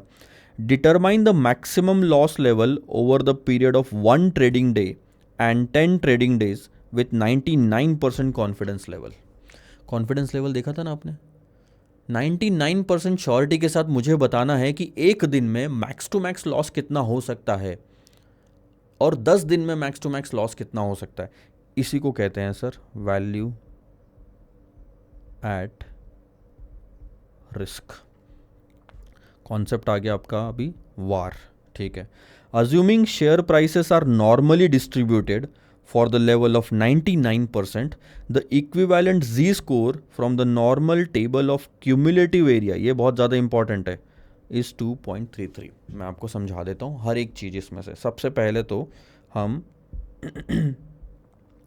ये 2.33 वाला कॉन्सेप्ट क्लियर कर लेते हैं। आपका जी टेबल निकालो, ठीक है। इसमें आप 90% कॉन्फिडेंस, सॉरी 99% कॉन्फिडेंस लेवल ढूंढो। कॉन्फिडेंस लेवल तो अंदर आएगा सर 99%, ठीक है। ये रहा, क्या मैं ये बोल सकता हूँ ये है मेरा 99% ऑलमोस्ट यहाँ पे कवर हो रहा है 9909। अब आप इसको दोनों साइड में देखो, ये कितना 2.3, और ऊपर में भी देखो ये कितना 2.33। आपको समझ में आया वो जो 2.33 लिखा था वो था क्या? ये सर जी की वैल्यू 2.3 और ऊपर में भी 3। सो 99% कॉन्फिडेंस लेवल पे 2.33 होती है वैल्यू, और ये बहुत बार सेम आएगा, ठीक है। एक चीज़ आपकी यहाँ पे समझ आई। अब दूसरा पार्ट सर, पार्ट क्या है कि वार होता क्या है। थोड़ा सा क्वेश्चन को पॉज करते हैं और उसके पहले ना वार का कॉन्सेप्ट देख लेते हैं, और फिर फटाक से क्वेश्चन सॉल्व करना स्टार्ट कर देंगे। आ जाओ, अब हमारे स्लाइड्स पे चलते हैं फिलहाल। So what we are going to learn is value at risk. VaR क्या होता है अब बेसिक से बताता हूँ। वार जो है ना आपका कॉन्सेप्ट, ये भी रिस्क वाली फैमिली से आता है। रिस्क में हमने देखा था स्टैंडर्ड डेविएशन नाम की चीज़ होती है, वरायंस नाम की चीज़ होती है, ये सब एक ही फैमिली के चट्टे बट्टे हैं, ठीक है। अब मुझे एक चीज़ बताओ कि कोई इन्वेस्टमेंट आप कर रहे हो, 100 करोड़ का इन्वेस्टमेंट है, और वो इन्वेस्टमेंट में, प्रोजेक्ट में 1-2 लाख रुपए का शायद नुकसान हो सकता है। तो 100 करोड़ के प्रोजेक्ट पे 1-2 लाख रुपए का नुकसान बहुत कम होता है। मान लो कि वो नुकसान 1-2 करोड़ का हो सकता है, तो अब यहाँ पे आपको चिंता हो जाएगी, ठीक है। तो इम्पॉर्टेंट क्या है पता है? रिस्क तो दोनों जगह है, नुकसान तो ये दोनों है ना, ये दोनों रिस्क है। पर रिस्क को मैनेज करना है कि नहीं करना है, उसके पहले आपको ये डिसाइड करना पड़ेगा कि रिस्क है कितना। अब 1-2 लाख का नुकसान है, उसके लिए आप अलग से कोई मैनेजमेंट के लिए कुछ एफर्ट्स डालोगे क्या? नहीं डालेंगे। क्यों टाइम वेस्ट करें? 1-2 लाख है ना, चल छोड़। पर 1-2 करोड़ का अगर रिस्क हो सकता है, लॉस हो सकता है, तो we will do something to manage that. And that's why what is more important before risk management is risk measurement. ठीक है, रिस्क को मेजर करने का एक तरीका हमने सीखा था, वो है sir standard deviation. The most popular traditional measure of risk is volatility, जिसको हमने स्टैंडर्ड डेविएशन बोला। पर एक प्रॉब्लम है स्टैंडर्ड डेविएशन के साथ में। स्टैंडर्ड डेविएशन अगर मान लो अभी जैसे अपन ने एग्जांपल लिया, उसमें हमने बोला था 2 करोड़ रुपए मेरा रिटर्न हो सकता है और स्टैंडर्ड डेविएशन 1.6 का है। इसका मतलब मेरा प्रॉफिट 3.6 भी जा सकता है, मेरा प्रॉफिट 0.4 भी जा सकता है। स्टैंडर्ड डेविएशन आपको प्रॉफिट और लॉस दोनों साइड बताता है, जबकि प्रैक्टिकली देखा जाए तो प्रॉफिट वाली साइड की चिंता तो कभी होती ही नहीं है। प्रोजेक्ट में इन्वेस्टमेंट करने के टाइम पे जो सबसे ज़्यादा इंपॉर्टेंट होता है वो ये जानना कि मुझे लॉस कितना हो सकता है। इसलिए हमें कोई एक ऐसा कॉन्सेप्ट चाहिए जो इसमें से सिर्फ लॉस निकाल के बताए कितना है, या लॉस वाला फैक्टर ही बताए। And that is when value at risk has been introduced, जो सिर्फ लॉस के बारे में बताता है। ठीक है okay and that is when we will understand the concept of VAR. VAR answers the question, what is my worst case scenario and how much I could lose in a really bad month. अब आप एक problem देखो, ठीक है। मान लो 1 करोड़ का आप investment करते हो और उसका वार जो है वो 95% कॉन्फिडेंस लेवल पे आता है 4,98,900 का। इसका मतलब क्या है ये मैं समझा देता हूँ। वार कैलकुलेट कैसे हुआ ये तो हम थोड़ी देर में देखेंगे, पर अब अगर वार कैलकुलेट करा तो इसका मतलब क्या होता है। मेरा इन्वेस्टमेंट है 1 करोड़ का और मेरा 1 डे यानी किसी भी एक दिन मेरा ज़्यादा से ज़्यादा का नुकसान इतना हो सकता है। That is what 95% confident I am. So आप नीचे में एक लॉस की लाइन देख रहे हो, यहाँ पे नीचे में मैंने ना एक टाइम लाइन बना दी लॉसेस की। मेरा लॉस 20,000 रुपये है, मेरा लॉस 4 लाख रुपए है, मेरा लॉस 4,98,900 है। ये है हमारा वार।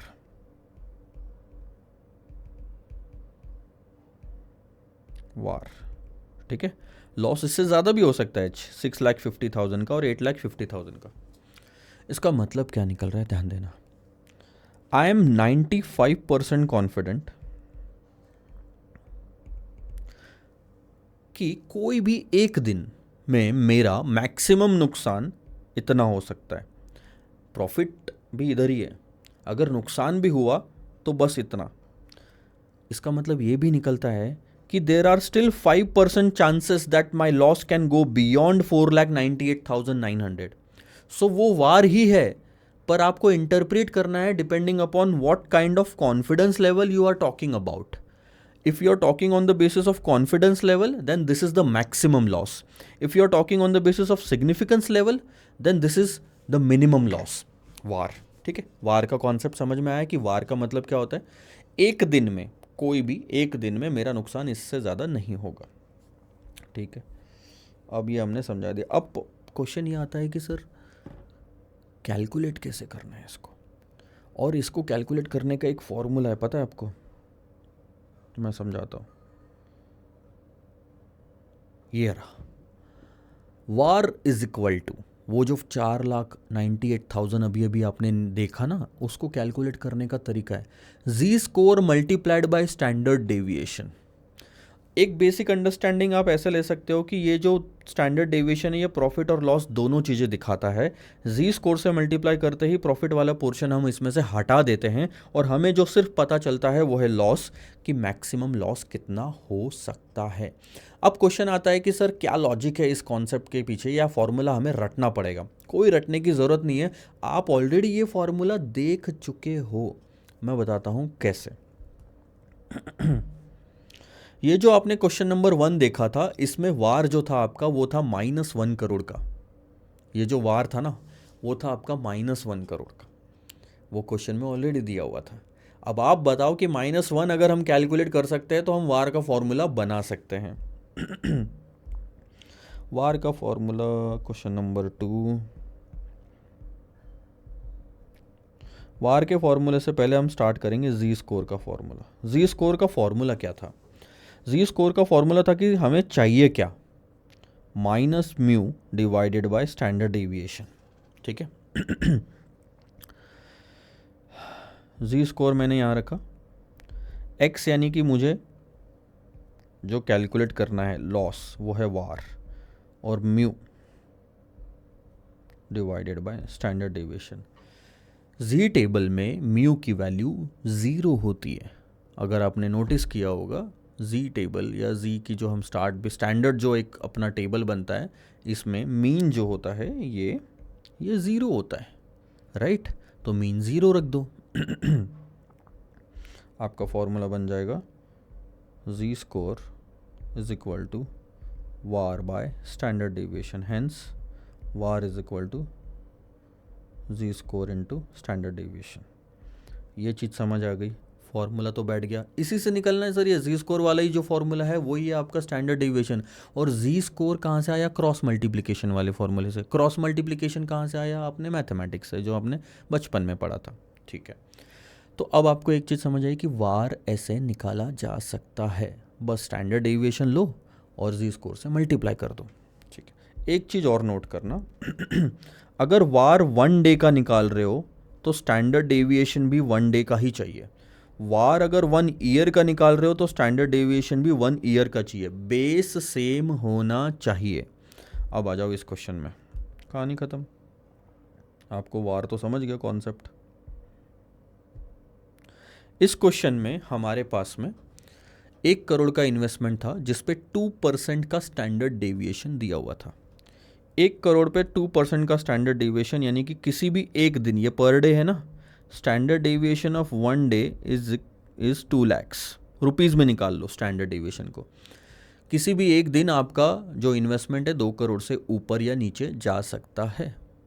ठीक है, हमें क्या निकालना था? वार फॉर 1 डे। फॉर्मूला क्या है? Z score multiplied by standard deviation for 1 day. Z score 2.33 दिया हुआ है, स्टैंडर्ड डेविएशन 2 lakhs आप निकाल चुके हो, 4.66 आपका वार आ गया 1 डे का। कहानी खत्म। अब बात आती है अगले की। अब आपको क्वेश्चन ने क्या पूछा? वार फॉर 10 डेज निकालो। तो फॉर्मूला सेम है, Z score multiplied by standard deviation of 10 days लेना पड़ेगा आपको। अब क्वेश्चन ये उठता है कि सर 10 डेज का स्टैंडर्ड डेविएशन कैसे निकाले? कुछ महारथी बोलेंगे standard deviation of 10 days is equal to, ध्यान देना, स्टैंडर्ड डेविएशन ऑफ 1 into 10।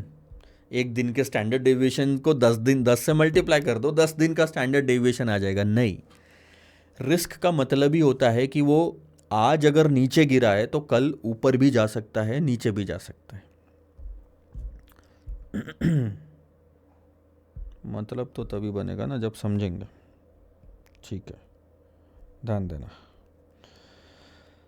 मान लो आज आप यहाँ खड़े हो, कल आपका नुकसान हो गया, स्टैंडर्ड डेविएशन नीचे गया, शेयर्स कल फिर से नुकसान हो गया, एक दिन और नीचे गया।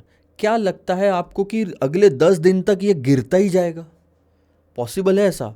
बिल्कुल पॉसिबल नहीं है। या पूरे 10 दिन तक ये बढ़ता ही जाएगा? बिल्कुल पॉसिबल नहीं है। कुछ ना कुछ तो आएगा, रैंडम मूवमेंट होती है शेयर की प्राइसेस में भी। इसलिए रियलिटी में जब आप कोई ग्राफ देखोगे ना तो आपको इस तरह से दिखेगा, बड़ा बड़ा बड़ा गिरा, फिर बड़ा बड़ा बड़ा गिरा। यानी कि आप पहले दिन से 10वें दिन के बीच अगर डिफरेंस टोटल निकालोगे तो वो तो यार देखो इसी के आसपास है, इसी लाइन के आसपास आया है, कितना भी ऊपर नीचे बढ़ जाए। तो 10 से मल्टीप्लाई नहीं करते सर। 10 से मल्टीप्लाई करने का मतलब भी मैं बता देता हूँ कि अगर आपका यहाँ पे स्टैंडर्ड डेविएशन है तो आप मान रहे हो कि वो हर दिन या तो सिर्फ बढ़ रहा है या तो गिर रहा है। लीनियर मूवमेंट होगी ही नहीं, आप ऐसा अज्यूम ही नहीं कर सकते। अगर ऐसी मूवमेंट है ना तब 10 से मल्टीप्लाई किया जा सकता है।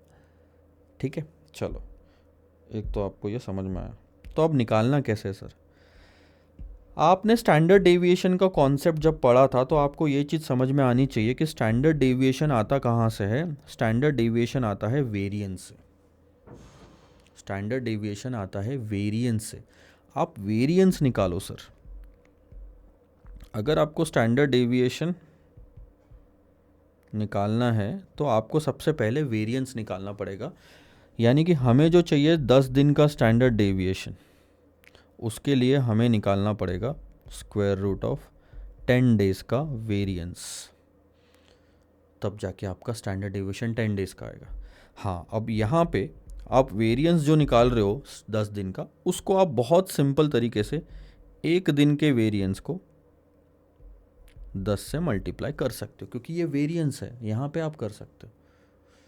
ये है आपका बेसिक फॉर्मूला और यहाँ से आपको आंसर मिल जाएगा। आप एक काम करो, यहाँ पे स्क्वायर रूट डाल दो। स्क्वायर रूट डाल दोगे सब पे। मेरा क्या बोलने का मतलब है अल्टीमेटली कि 10 से मल्टीप्लाई भी करना है, एक दिन को 10 दिन में कन्वर्ट करना है, तो स्टैंडर्ड डेविएशन को 10 से मल्टीप्लाई मत करो, वेरिएंस को 10 से मल्टीप्लाई करो। ठीक है, तो मैंने क्या करा, एक दिन के वेरिएंस को 10 से मल्टीप्लाई कर रहा हूँ ताकि मेरा 10 दिन का वेरिएंस आ जाए। स्क्वायर रूट डाल दो इस पे। जैसे ही स्क्वायर रूट डालोगे तो वो कुछ इस तरह से दिखेगा, standard deviation of 10 square, standard deviation 1 square into under root. मतलब आप देख रहे हो हर एक का स्क्वायर रूट। आपका फाइनल आंसर आ गया अंडर रूट 10 को आप टाइम में लिख सकते हो। सो टी डेज़ का, 10 की जगह मैं टी कर देता हूँ। टी डेज़ का अगर मुझे स्टैंडर्ड डेविएशन निकालना है तो 1 day multiplied by under root T, यह है आपका फॉर्मूला। एक दिन के स्टैंडर्ड डेविएशन को मल्टीप्लाई करो अंडर रूट टी से, तो आपका 10 दिन का या टी डेज का स्टैंडर्ड डेविएशन आ जाएगा। इस क्वेश्चन में हमें ध्यान देना, स्टैंडर्ड डेविएशन 10 डेज का चाहिए था। एक दिन का स्टैंडर्ड डेविएशन है 2 लाख रुपए और अंडर रूट 10 कर दो। 2 मल्टीप्लाइड बाय 3.162,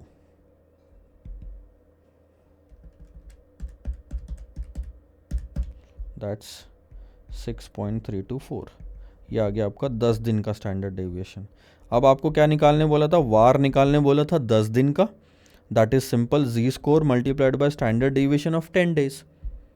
ठीक है, जी स्कोर था 2.33 इंटू 6.324, दैट्स 14.73 लैक्स। ये आ गया आपका वार 10 दिन का।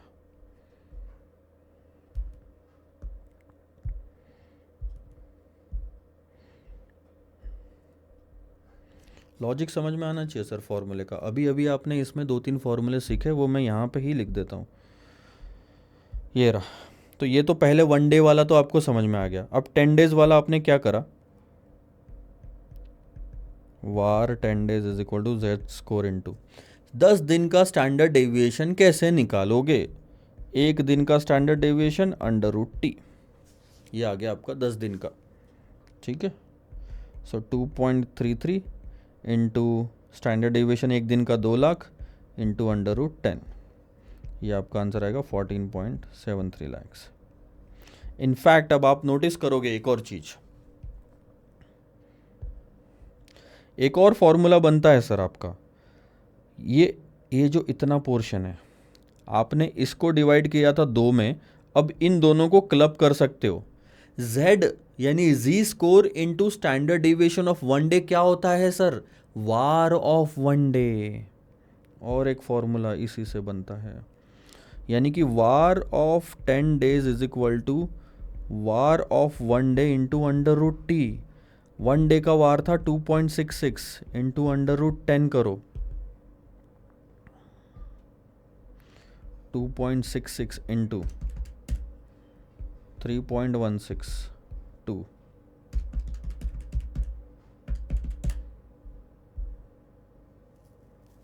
कितना आया था हमारा, अच्छा 4.66 था, इसीलिए तो कहा, मैंने सोचा गड़बड़ हो गई।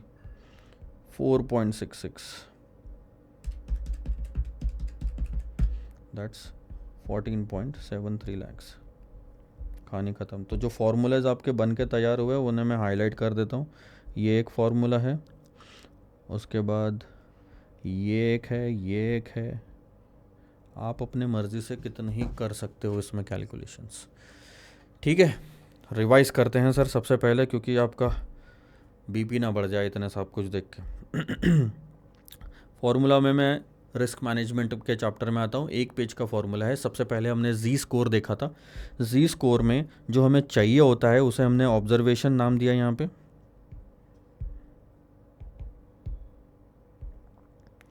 ये रहा ऑब्जर्वेशन, यानी कि x माइनस मीन यानी कि mu divided by standard deviation. इसी फॉर्मूले से म्यू को 0 रख के हमने वार का फॉर्मूला बनाया। VaR is equal to Z score into standard deviation. ठीक है, अब नोटिस करना सर, अगर वार टी डेज का है तो आपको भी स्टैंडर्ड डेविएशन टी डेज का चाहिए।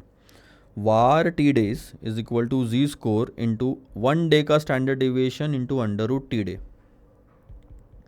एग्जाम्पल के लिए अगर ये हमें 10 दिन का निकालना है तो ये भी 10 दिन का चाहिए, और अगर 10 दिन का स्टैंडर्ड डेविएशन है तो उसका फॉर्मूला ये बन जाता है। एक दिन के स्टैंडर्ड डेविएशन को अंडर रूट टी में डाल दिया। पर ये जो फॉर्मूला है Z score into standard deviation of 1 day, उसका ये मतलब भी निकलता है। So VaR for 10 days is equal to VaR for 1 day into under root 10 भी होता है। आई बात समझ में?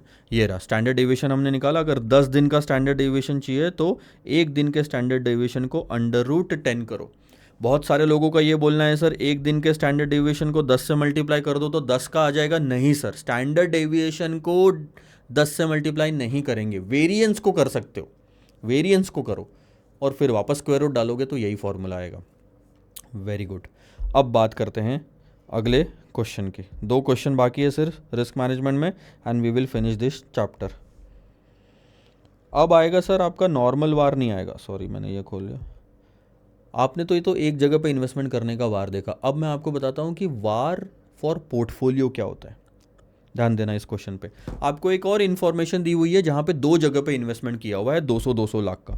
ध्यान देना कितना है, ABC और XYZ में 200 लाख का इन्वेस्टमेंट करा। स्टैंडर्ड डेविएशन आपको दोनों शेयर्स का 1% दिया हुआ है। आप दोनों शेयर पे 1% निकालोगे तो हर एक सिक्योरिटी 2-2 लाख रुपए से ऊपर नीचे हो सकती है, ये मतलब निकल आता है उसका। और ये जो स्टैंडर्ड डेविएशन है ये डेली का दिया हुआ है, ये सबसे ज़्यादा इंपॉर्टेंट चीज़ है। अब आपको कोएफिशिएंट ऑफ कोरिलेशन भी दिया हुआ है, RAX ले लेता हूँ मैं। ABC का A, XYZ का X, वो है 0.3। इसका मतलब भी क्या होता है सर कि अगर सिक्योरिटी A आपका 10% से ऊपर गया तो 0.3 यानी कि 3% से सिक्योरिटी B भी ऊपर जाएगा। अगर A नीचे गया तो ये भी 3% से नीचे जाएगा। क्योंकि कोरिलेशन पॉजिटिव है, इसका मतलब दोनों की डायरेक्शन जो है मूवमेंट की A और B की, या तो दोनों आगे भागेंगे या तो दोनों पीछे भागेंगे। एक 10% से एक 3% से, एक 10% से एक 3% से, पर डायरेक्शन सेम रहेगी। यही अगर कोरिलेशन कोएफिशिएंट आपका निगेटिव होता तो डायरेक्शन आपकी अपोजिट होती, यानी कि A ऊपर जाता तो B नीचे जाता, A नीचे जाता तो B ऊपर जाता। ये कब पॉसिबल? जब R -0.3 होता। सो निगेटिव कोरिलेशन मैं यहाँ पे लिख देता हूँ। अब आपको पढ़ाया ही है, हो ही गया है, तो यहीं पे लिख देता हूँ। कोरिलेशन पॉजिटिव भी हो सकता है, निगेटिव भी हो सकता है, ज़ीरो भी हो सकता है। जब कोरिलेशन पॉजिटिव होता है तो दोनों शेयर सेम डायरेक्शन में भागते हैं।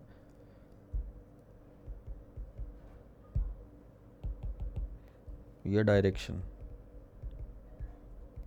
अगर निगेटिव होता है तो दोनों शेयर अपोजिट डायरेक्शन में भागेंगे, और यहाँ पे मैटर नहीं करता। अगर ज़ीरो है तो इट डजेंट मैटर कौन से डायरेक्शन में भाग रहे हैं। हो सकता है सेम डायरेक्शन में भागे, हो सकता है अपोजिट डायरेक्शन में भागे, हो सकता है भागे ही ना। ठीक है सर, क्वेश्चन क्या बोलता है? Determine 10 days.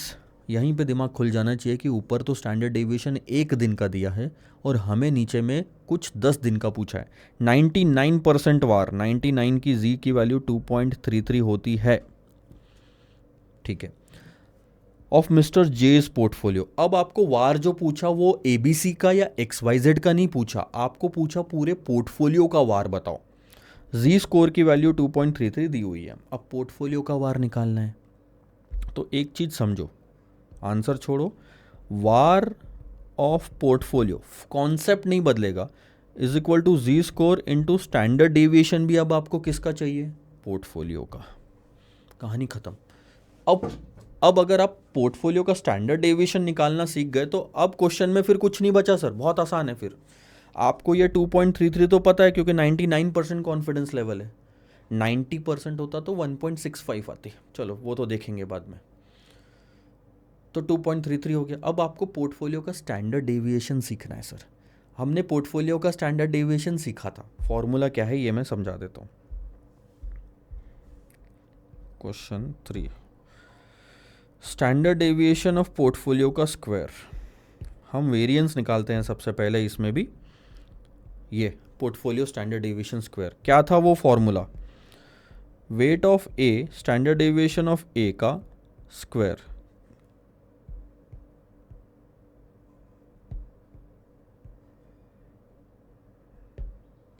सबसे पहले तो वो था A plus B whole square, right. A plus B whole square का पूरा फॉर्मूला था A square plus B square plus 2ab। इसी में हमने हमारे पोर्टफोलियो के हिसाब से डेटा रखा था। तो wait of A standard deviation of A square plus हमने बोला था wait of X standard deviation of X square plus 2 into weight of A standard deviation of A, wait of X standard deviation of x और are A x, है ना। ये formula था variance का, ठीक है।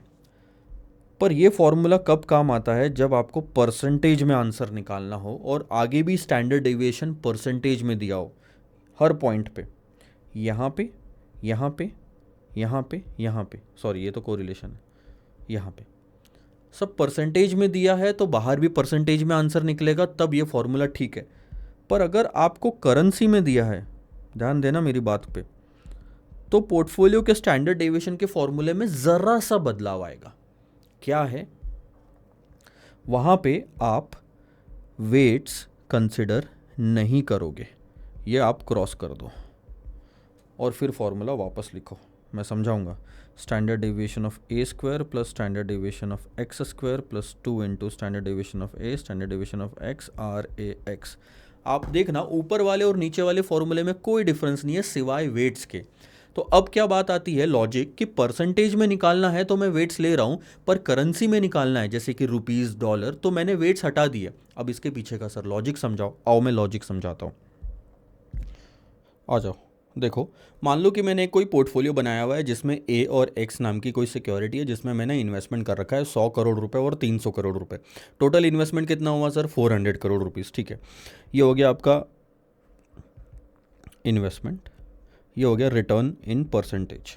अब आप इससे ना रिटर्न निकाल सकते हो इन अमाउंट, लेट से रुपीस निकाल लो। 100 पे 10% कितना होता है सर, 10 रुपये, और 300 पे 20% कितना होता है, 60। अच्छा, एक और काम करते हैं, छोड़ो ये सब। अब आप एक काम करो, पोर्टफोलियो का रिटर्न निकाल के बताओ। पोर्टफोलियो का रिटर्न के लिए हमने फॉर्मूला देखा था वेटेड एवरेज, जिसमें हम क्या करते हैं, वेट्स लेते हैं। सिक्योरिटी ए का टोटल 400 में वेट कितना है, 100/400, दैट इज 25%। बाकी का वेट किसका हो गया, 75 का। अब हम क्या करेंगे, रिटर्न को वेट से मल्टीप्लाई कर देंगे, तो हमारा आ गया 2.5 और आ गया यहाँ पे 15, यानी कि टोटल रिटर्न आ गया 17.5%। अब अगर हमें प्रॉफिट निकालना ही है कि पोर्टफोलियो पे अमाउंट के टर्म में कितना प्रॉफिट हो रहा है, तो हम 400 पे 17.5% लगा देंगे। कितना आएगा, हाँ, वो आ जाएगा आपका 70 लाख रुपीस, 70 करोड़ रुपीस आया। ये 70 करोड़ निकालने का एक और तरीका था, क्या है सर, बहुत सिंपल। आप एक काम करो, 100 के इन्वेस्टमेंट पे 10% का रिटर्न है ना, तो कितना हो गया, 10 करोड़ रुपए। और 300 के इन्वेस्टमेंट पे 20% का रिटर्न है, तो कितना हो गया, 60 करोड़ रुपीस, तो भी आपका 70 आ गया। यानी कि एक चीज़ बहुत क्लियर है, 70 करोड़ का प्रॉफिट निकालने के दो तरीके थे। एक, 400 पे आपने 17.5% लगाया, और दूसरा मैंने 100 पे, दूसरा मैंने 10 और 60 को ऐड करा। है ना। ये रुपीज़ में ऐसा ले लो, ₹10 प्लस ₹60 और ये ₹70। अब आप नोटिस करना कि मैंने वेट्स का इस्तेमाल कहाँ करा, कौन से वाले पार्ट में मैंने वेट्स का इस्तेमाल करा। ये मैंने वेट्स का इस्तेमाल करा था ये निकालने के लिए, जिससे 17.5 आया। यानी कि ये परसेंटेज जो था मेरा 17.5 का, यहाँ मैंने वेट्स का इस्तेमाल करा है, पर यहाँ मैंने वेट्स का इस्तेमाल नहीं करा, ज़रूरत ही नहीं पड़ी। आंसर तो फिर भी सेम ही आया ना। वेट्स का इस्तेमाल आप परसेंटेज वाले पार्ट पे करते हो सर, वेट्स का इस्तेमाल रुपीज़ पे नहीं होता। ये रुपीज़ ऑलरेडी आपको 10 और 60 दिया है, तो क्या और निकालेगा वेट्स के लिए, और कुछ लगेगा नहीं। तो एक चीज़ क्लियर हो गई यहाँ से कि अगर करेंसी के फॉर्म में डील कर रहे हो, वेट्स की ज़रूरत नहीं है। वेट्स की ज़रूरत सिर्फ यहाँ पे थी, बस यही वो फॉर्मूला। तो मैंने वेट्स हटा दिया, वेट्स हटा दिया तो आपका पोर्टफोलियो स्टैंडर्ड डेविएशन का फॉर्मूला बन गया, वेरिएंस। अब आप रख दो आपका आंसर और आपकी कहानी। ये रहा, ध्यान देना, परसेंटेज में अगर निकालना है तो वेट्स इस्तेमाल कर रहे हो, ठीक है। यही वेट्स आपने इस्तेमाल नहीं करे अगर रुपीज़ में निकाल रहे हो, तो देखना कहीं पे भी इसमें वेट्स नहीं लिए हुए आपने, वही आपने फॉर्मूले में रखा। दोनों का 2-2 लाख रुपए का, ये जो 2 दिख रहा है नीचे में, ये 2 इसको छोड़ के, या कोई भी एक ले लो, इसको छोड़ के बाकी सारे 2 रुपीज़ में है, 2 लाख रुपीज़। वेरिएंस निकालो, वेरिएंस आया 10.4, उसको स्टैंडर्ड डेविएशन में कन्वर्ट करो, आएगा 3.22। आ गया। ये क्या है सर, पोर्टफोलियो स्टैंडर्ड डेविएशन है। पोर्टफोलियो स्टैंडर्ड डेविएशन आ गया, यहाँ पे आप रख दो,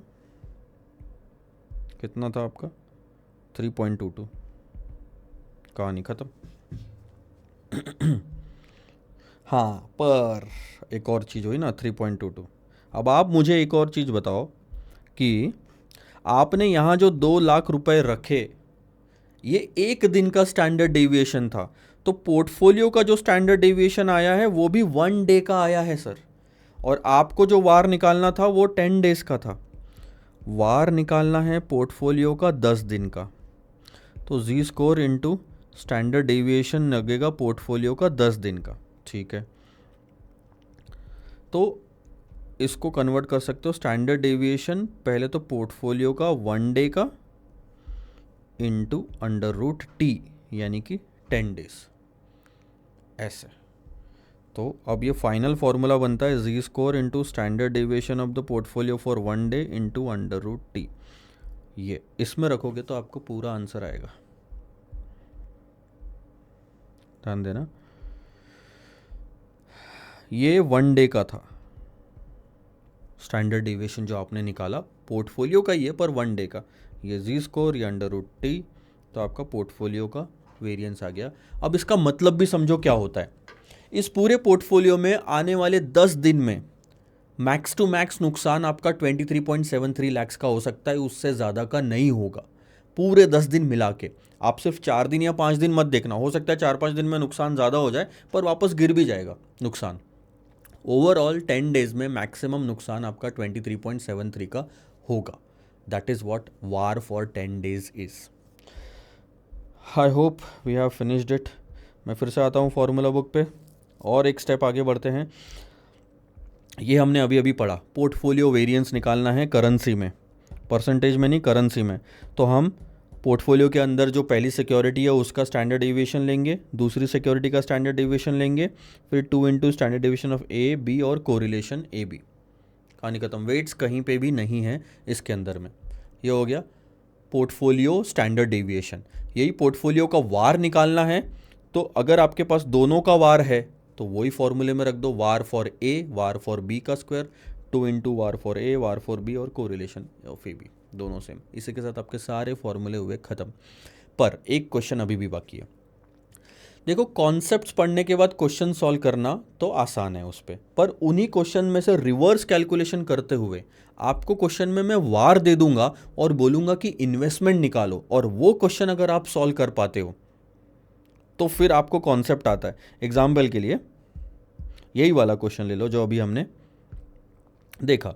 इसमें हमारा इन्वेस्टमेंट कितना था सर, 400 लाख का ना, 400 लैक्स का इन्वेस्टमेंट था। अगर मैं आपको वार दे देता कि क्वेश्चन में वार दिया मैंने 23.73 लैक्स और बोलता कि बताओ कितना इन्वेस्टमेंट में मैक्सिमम कर सकता हूँ इस पोर्टफोलियो में, तो 400 लाख निकालते आना चाहिए। इसी पे बेस्ड है अपना अगला क्वेश्चन और आखिरी क्वेश्चन। वो बन गया तो सब बन गया। आ जाओ सर, क्वेश्चन पढ़ते हैं। अब इस क्वेश्चन में आपको दिया हुआ है कि एक बंदा है मिस्टर बुल, वो रैशनल रिस्क टेकर है, जनरली वो रिस्क लेता है काफ़ी अच्छा, ठीक है। पढ़ना पहले, काफ़ी इंपॉर्टेंट है। He takes his position in a single stock for 4 days in a week. हफ्ते में 5 दिन ट्रेडिंग के होते हैं, मंडे से लेके फ्राइडे, पर वो सिर्फ 4 दिन ट्रेडिंग करता है। He does not take any position on Friday to avoid weekend effect and takes position on July position only for 4 days in a week, यानी कि मंडे से लेके वो सिर्फ थर्सडे तक पोजीशन लेता है। फ्राइडे की मॉर्निंग के पहले पहले ही वो पैसा निकाल लेता होगा, ठीक है। He transfers the amount on Monday morning and withdraws the balance on Friday morning. Friday morning में ही अगर पैसा निकाल लिया तो दिन भर खेलने के लिए है ही नहीं, ठीक है। 4 दिन के लिए आपके पास बैंक में आपके ट्रेडिंग अकाउंट में पैसा होता है। चलो ठीक है। He desires to make maximum investment where VaR should not exceed the balance lying in his bank account. मेरे बैंक अकाउंट में जितना पैसा है पूरा मैं दाव पे लगाने को तैयार हूँ। मेरा अगले 4 दिन का नुकसान मेरे बैंक अकाउंट के बैलेंस से ज़्यादा नहीं होना चाहिए। मैं बाहर से पैसा लाके नुकसान की भरपाई नहीं करूँगा, ठीक है। तो अब पहले ये पता लगाना ज़रूरी है कि मेरे बैंक में पैसे कितने हैं, तो आपका वार निकल के आ जाएगा। The position by his manager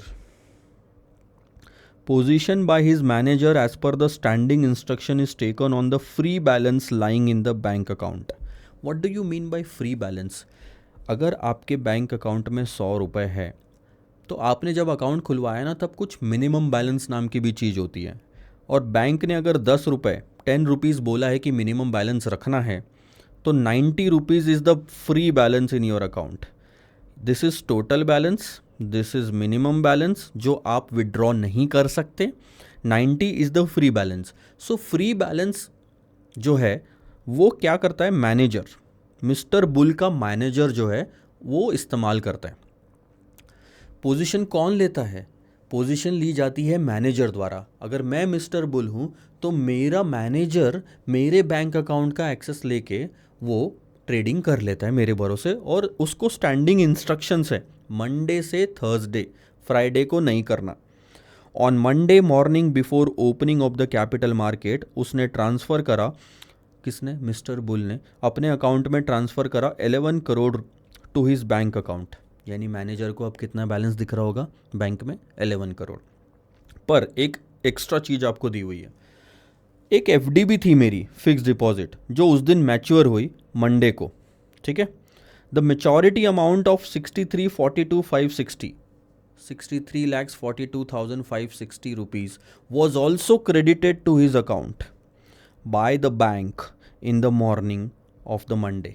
उसी दिन एफडी मैच्योर होके मेरे बैंक अकाउंट में पैसा आ गया, लेकिन mister bull received the intimation of the same in the evening.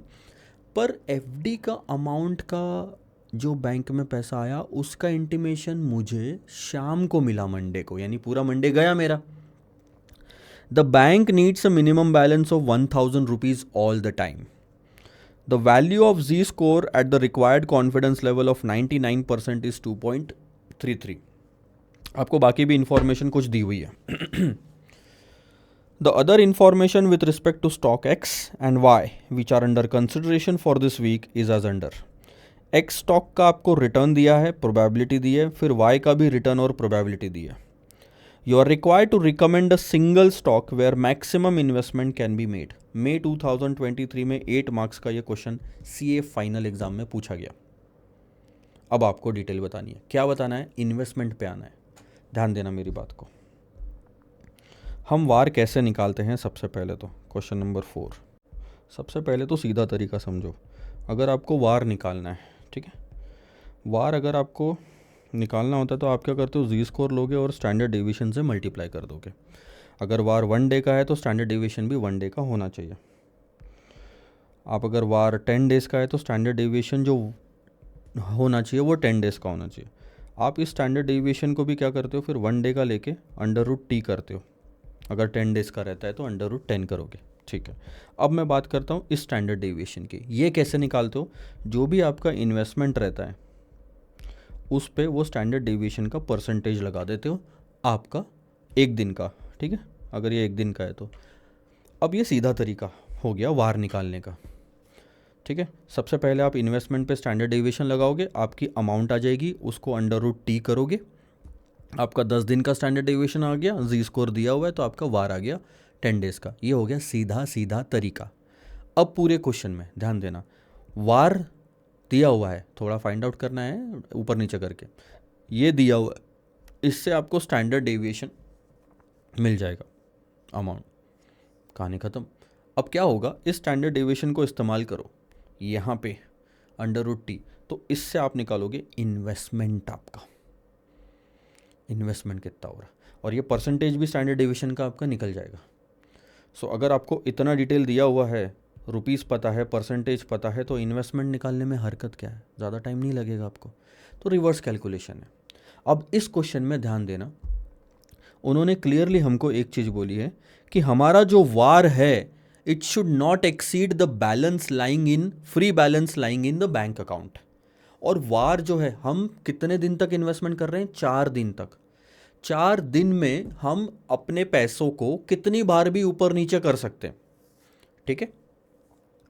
तो हमारा नुकसान मैक्स टू मैक्स उतना ही होना चाहिए जितना हमारा बैंक अकाउंट में है।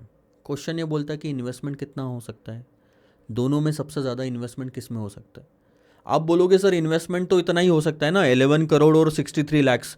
नहीं सर, ये सिर्फ आपका कैपिटल है। इस कैपिटल की मदद से लिवरेज बेनिफिट उठा के आप मतलब 11 करोड़ 63 लाख्स की जगह पे 100 करोड़ तक का आप पोजीशन ले सकते हो, इन्वेस्टमेंट कर सकते हो। आज डाला, कल निकाला, फिर डाला, फिर निकाला, फिर डाला, आपने फिर निकाला पैसा, तो इन्वेस्टमेंट बढ़ सकती है। अब ध्यान दो धीरे धीरे। तो क्वेश्चन जो बोल रहा है ना आपको, वो कुछ इस तरह से है, आपको वार दिया हुआ है 4 डेज का, इसको कन्वर्ट करना है सबसे पहले तो वार ऑफ 1 डे में। वार ऑफ 1 डे करोगे तो उसके मदद से स्टैंडर्ड डेविएशन ऑफ 1 डे आएगा। अब ले लो standard deviation 1 day in percentage, इन दोनों की मदद से आपका इन्वेस्टमेंट आ जाएगा, कहानी ख़त्म। चलो ठीक है, टोटल इन्वेस्टमेंट ले लो 11 करोड़ लिख लेता हूँ, उसमें आपने 63 कितना ऐड करा, 63 42 560 42 560, तो टोटल पैसा कितना हो गया मेरे पास 11 63 42 560। इसमें से मिनिमम जो बैलेंस बैंक अकाउंट में रखना है वो 1000 माइनस कर दो, क्योंकि उतना आप इस्तेमाल नहीं कर सकते। तो 11 63 41 560, this is how much you can use. और फ्री बैलेंस से ज़्यादा का लॉस होना नहीं चाहिए आपको। तो ये क्या बन गया सर, इससे ज़्यादा का लॉस नहीं होना चाहिए, यानी कि ये वार हो गया 4 डेज़ का। सिंपल भाषा में, अगर ये 4 डेज़ का वार है तो 1 डे का वार निकाल लो। VaR for 4 days is equal to VaR for 1 day √t। 11 63 41 560, तो ये हो गया वार 1 डे का √4। √4 यानी कि 2। So VaR for 1 day 11 63 41 560 divided by 2, तो आपका वार आ गया 1 डे का 58 170780। अब वार 1 डे का कैसे निकाला जाता है sir, Z score into standard deviation of 1 day, simple.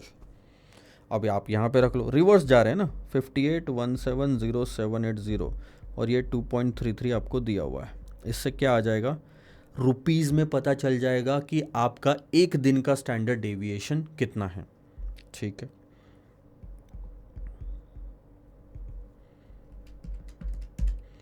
That's 24,96,600, ठीक है। ये आपका आ गया स्टैंडर्ड डेविएशन फॉर 1 डे, इतना मैक्सिमम आपका स्टैंडर्ड डेविएशन होना चाहिए। अब यहाँ से हम डाइवर्ट होंगे दो तरफ, x और y। स्टैंडर्ड डेविएशन परसेंटेज में निकाल लो दोनों का, और उस अमाउंट को डिवाइड कर दो, तो ये आपका आ जाएगा इन्वेस्टमेंट x का और y का। कहानी ख़त्म। अब स्टैंडर्ड डेविएशन निकालने के लिए इंस्टीट्यूट ने आपको यहाँ पे डेटा दे दिया और बहुत सिंपल तरीके से रिटर्न्स के साथ साथ प्रोबेबिलिटी दी है। याद है आपको स्टैंडर्ड डेविएशन वाला विथ प्रोबेबिलिटी का हमने फॉर्मूला देखा था, कौन सा था sir? Standard deviation with probability हमने देखा था ना, क्या था? अब स्टैंडर्ड डेविएशन ऑफ x अगर निकालना है तो सबसे पहले आप क्या करोगे, r माइनस बार आर का स्क्वायर, डेविएशन लिया, निगेटिविटी हटाने के लिए स्क्वायर करा, प्रोबेबिलिटी से मल्टीप्लाई करके टोटल करा और स्क्वायर रूट डाल दो। बस यही चीज़ आपको करनी है, ये हमने यहाँ पे करी है। मैं इसी के साथ लेता हूँ। Let's say take security x लिया, हमने सारे रिटर्न लिए, प्रोबेबिलिटी से मल्टीप्लाई करके हमने एवरेज रिटर्न निकाला, ये हमारा बन गया बार आर। आप नोटिस करना, अब आपको हर रिटर्न में से बार आर माइनस करना पड़ेगा। 6 में से 8, 7 में से 8, 8 में से 8, इस तरह से आप माइनस करते चलो, ये आपका डेविएशन आएगा। इसे हम कहते हैं are I minus bar are आई। क्योंकि यहाँ पे कुछ निगेटिव आंसर्स होते हैं तो हम पूरी लाइन को स्क्वायर करेंगे, बेस सेम रखेंगे। तो ये स्क्वायर करके निगेटिविटी हटाई, उसके बाद प्रोबेबिलिटी से मल्टीप्लाई करा और टोटल करा, तो ये आ गया सर हमारा वेरिएंस ऑफ एक्स। वेरिएंस को जैसे ही स्क्वायर रूट करा तो हमारा आ गया स्टैंडर्ड डेविएशन 1.14% आया x का। इसी तरह से निकालना है हमें स्टैंडर्ड डेविएशन y का। बहुत सिंपल, सबसे पहले प्रोबेबिलिटी से मल्टीप्लाई कर दिया हमने तो हमारा एक एवरेज रिटर्न आया। इसको रिटर्न निकालने का भी तरीका है ये। तो रिटर्न आया हमारा बार आर आई, इसमें से हमने माइनस कर दिया, इसका रिटर्न का टोटल भी 8 आ रहा है क्या? 0.4, 1.2, 3.22 और 1.28। ठीक है, बहुत बढ़िया। हाँ, तो इसमें से आपने डेविएशन लिया, डेविएशन निगेटिव आता है तो स्क्वायर करा, प्रोबेबिलिटी से मल्टीप्लाई करके टोटल करा, इसको स्क्वायर रूट कर दो तो 2.19%। ये क्या निकल के आया सर? स्टैंडर्ड डेविएशन x का स्टैंडर्ड डेविएशन आया आपका 1.14%, इसका आया 2.19%। एम आई राइट? ख़त्म। तो x में जितना भी इन्वेस्टमेंट करो, इसका बोलने का मतलब क्या है, x में जितना भी इन्वेस्टमेंट करो उसका 1.14% should not be more than this 24,96,000। मैंने एक ज़ीरो ज़्यादा लगा दिया वहाँ पे, 24,96,600 है ना। और y में जितना भी इन्वेस्टमेंट करो उसका 2.19% should not be more than this. तो अब डिवाइड कर लो, 24,96,600 ऐसे, 24,96,600 डिवाइडेड बाय 1.14%, 24,96,600 डिवाइडेड बाय 2.19%।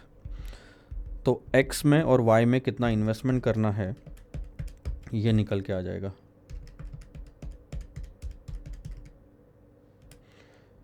इसमें आता है 219 करोड़ रुपए, नहीं 21 करोड़ 90 लैक्स। कुछ तो गलत हुआ ना, 5,81,70,000, यानी कि पहले वाली फिगर सही थी मेरी, यहाँ पे एक ज़ीरो और ज़्यादा आएगा। ये 2,49 लाख है ब्रदर, 2,49,66,000। तो यहाँ पे भी एक एक ज़ीरो ऐड हो जाएगा और यहाँ पे भी 219 करोड़ आ जाएगा।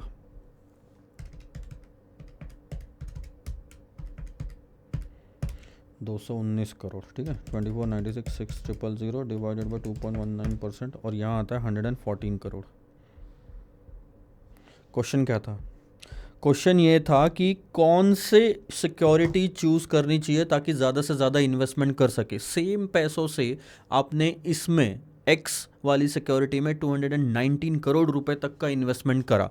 अब आप बोलोगे सर यार मेरे पास 63 मतलब 11 करोड़ 63 लाख रुपीस थे, आपने 219 करोड़ का कैसे 219 करोड़ का इन्वेस्टमेंट कैसे कर लिया? सर ये टर्नओवर है 219 करोड़ का। आप घुमा सकते हो उसी पैसों को बार बार बार बार, तो वो टर्नओवर बढ़ता गया 4 दिन में। आया समझ में? मैं सीधे तरीके से अगर कोई भी एक सिक्योरिटी लेके जाके दिखाऊं तो 219 करोड़ इंटू 1.14% आपने कैलकुलेट करा, सीधा तरीका बता रहा हूँ, ठीक है? तो उसका स्टैंडर्ड डेविएशन आएगा 24,96,6,000, यानी कि 2,49,66,000 ये आ गया उसका स्टैंडर्ड डेविएशन। और वार निकल गया, स्टैंडर्ड डेविएशन आया, उसको आपने जी स्कोर से मल्टीप्लाई करा जो कि है 2.33, तो आपका 58,170,780 ये इन्वेस्टमेंट, ये स्टैंडर्ड डेविएशन परसेंटेज में, ये स्टैंडर्ड डेविएशन रुपीज़ में, ये जी स्कोर, ये आ गया वार 1 डे का सही बात है, मल्टीप्लाइड बाय आप √T करो, यानी कि √4 2 से मल्टीप्लाई करो, तो 1163,41,560 आया। That is free balance lying in the account plus minimum balance 1000 का करो, तो total balance lying in the account 1163,42,560। उसमें से आप FD जो मैच्योर हुई वो माइनस कर दो 63,42,560, तो आपको ट्रांसफ़र कितना अमाउंट करा 11 करोड़। सब पता चले, ये है सीधा तरीका, हमको दिया हुआ था ऐसे उल्टा। आया आपको समझ में? अब एक डाउट आपको और आएगा इस क्वेश्चन में, वो ये है कि सर जो FD का अमाउंट मैच्योर हुआ है वो मॉर्निंग में आ तो ज़रूर गया था, लेकिन मिस्टर बुल को तो मंडे की इवनिंग को पता चला, मंडे की इवनिंग को पता चला, तो वो दिन हम काउंट क्यों कर रहे हैं? काउंट करेंगे क्योंकि वो सिर्फ आपको गुमराह करने के लिए स्टेटमेंट दिया गया है, क्योंकि मिस्टर बुल को भले ही शाम को पता चला, लेकिन उसके मैनेजर को तो सुबह ही पता था, और सारी की सारी पोजीशन बुल नहीं ले रहा, मैनेजर ले रहा है। तो बुल को शाम को पता चलता नहीं चलता कोई फ़र्क ही नहीं पड़ता, क्योंकि बुल के बिहाफ में मैनेजर उसका काम कर रहा था। मैनेजर को तो जितना पैसा दिखा उसने लगा दिया, और मैनेजर को तो पूरा पैसा दिखा है 11,63,00,000 का। This is how this question was, ठीक है? उल्टा और रिवर्स कैलकुलेशन पे था। इसी के साथ सर हमारा ये चैप्टर हुआ रिस्क मैनेजमेंट ख़त्म। अगला चैप्टर शुरू करेंगे अगले लेक्चर में, that is advanced capital budgeting. See you.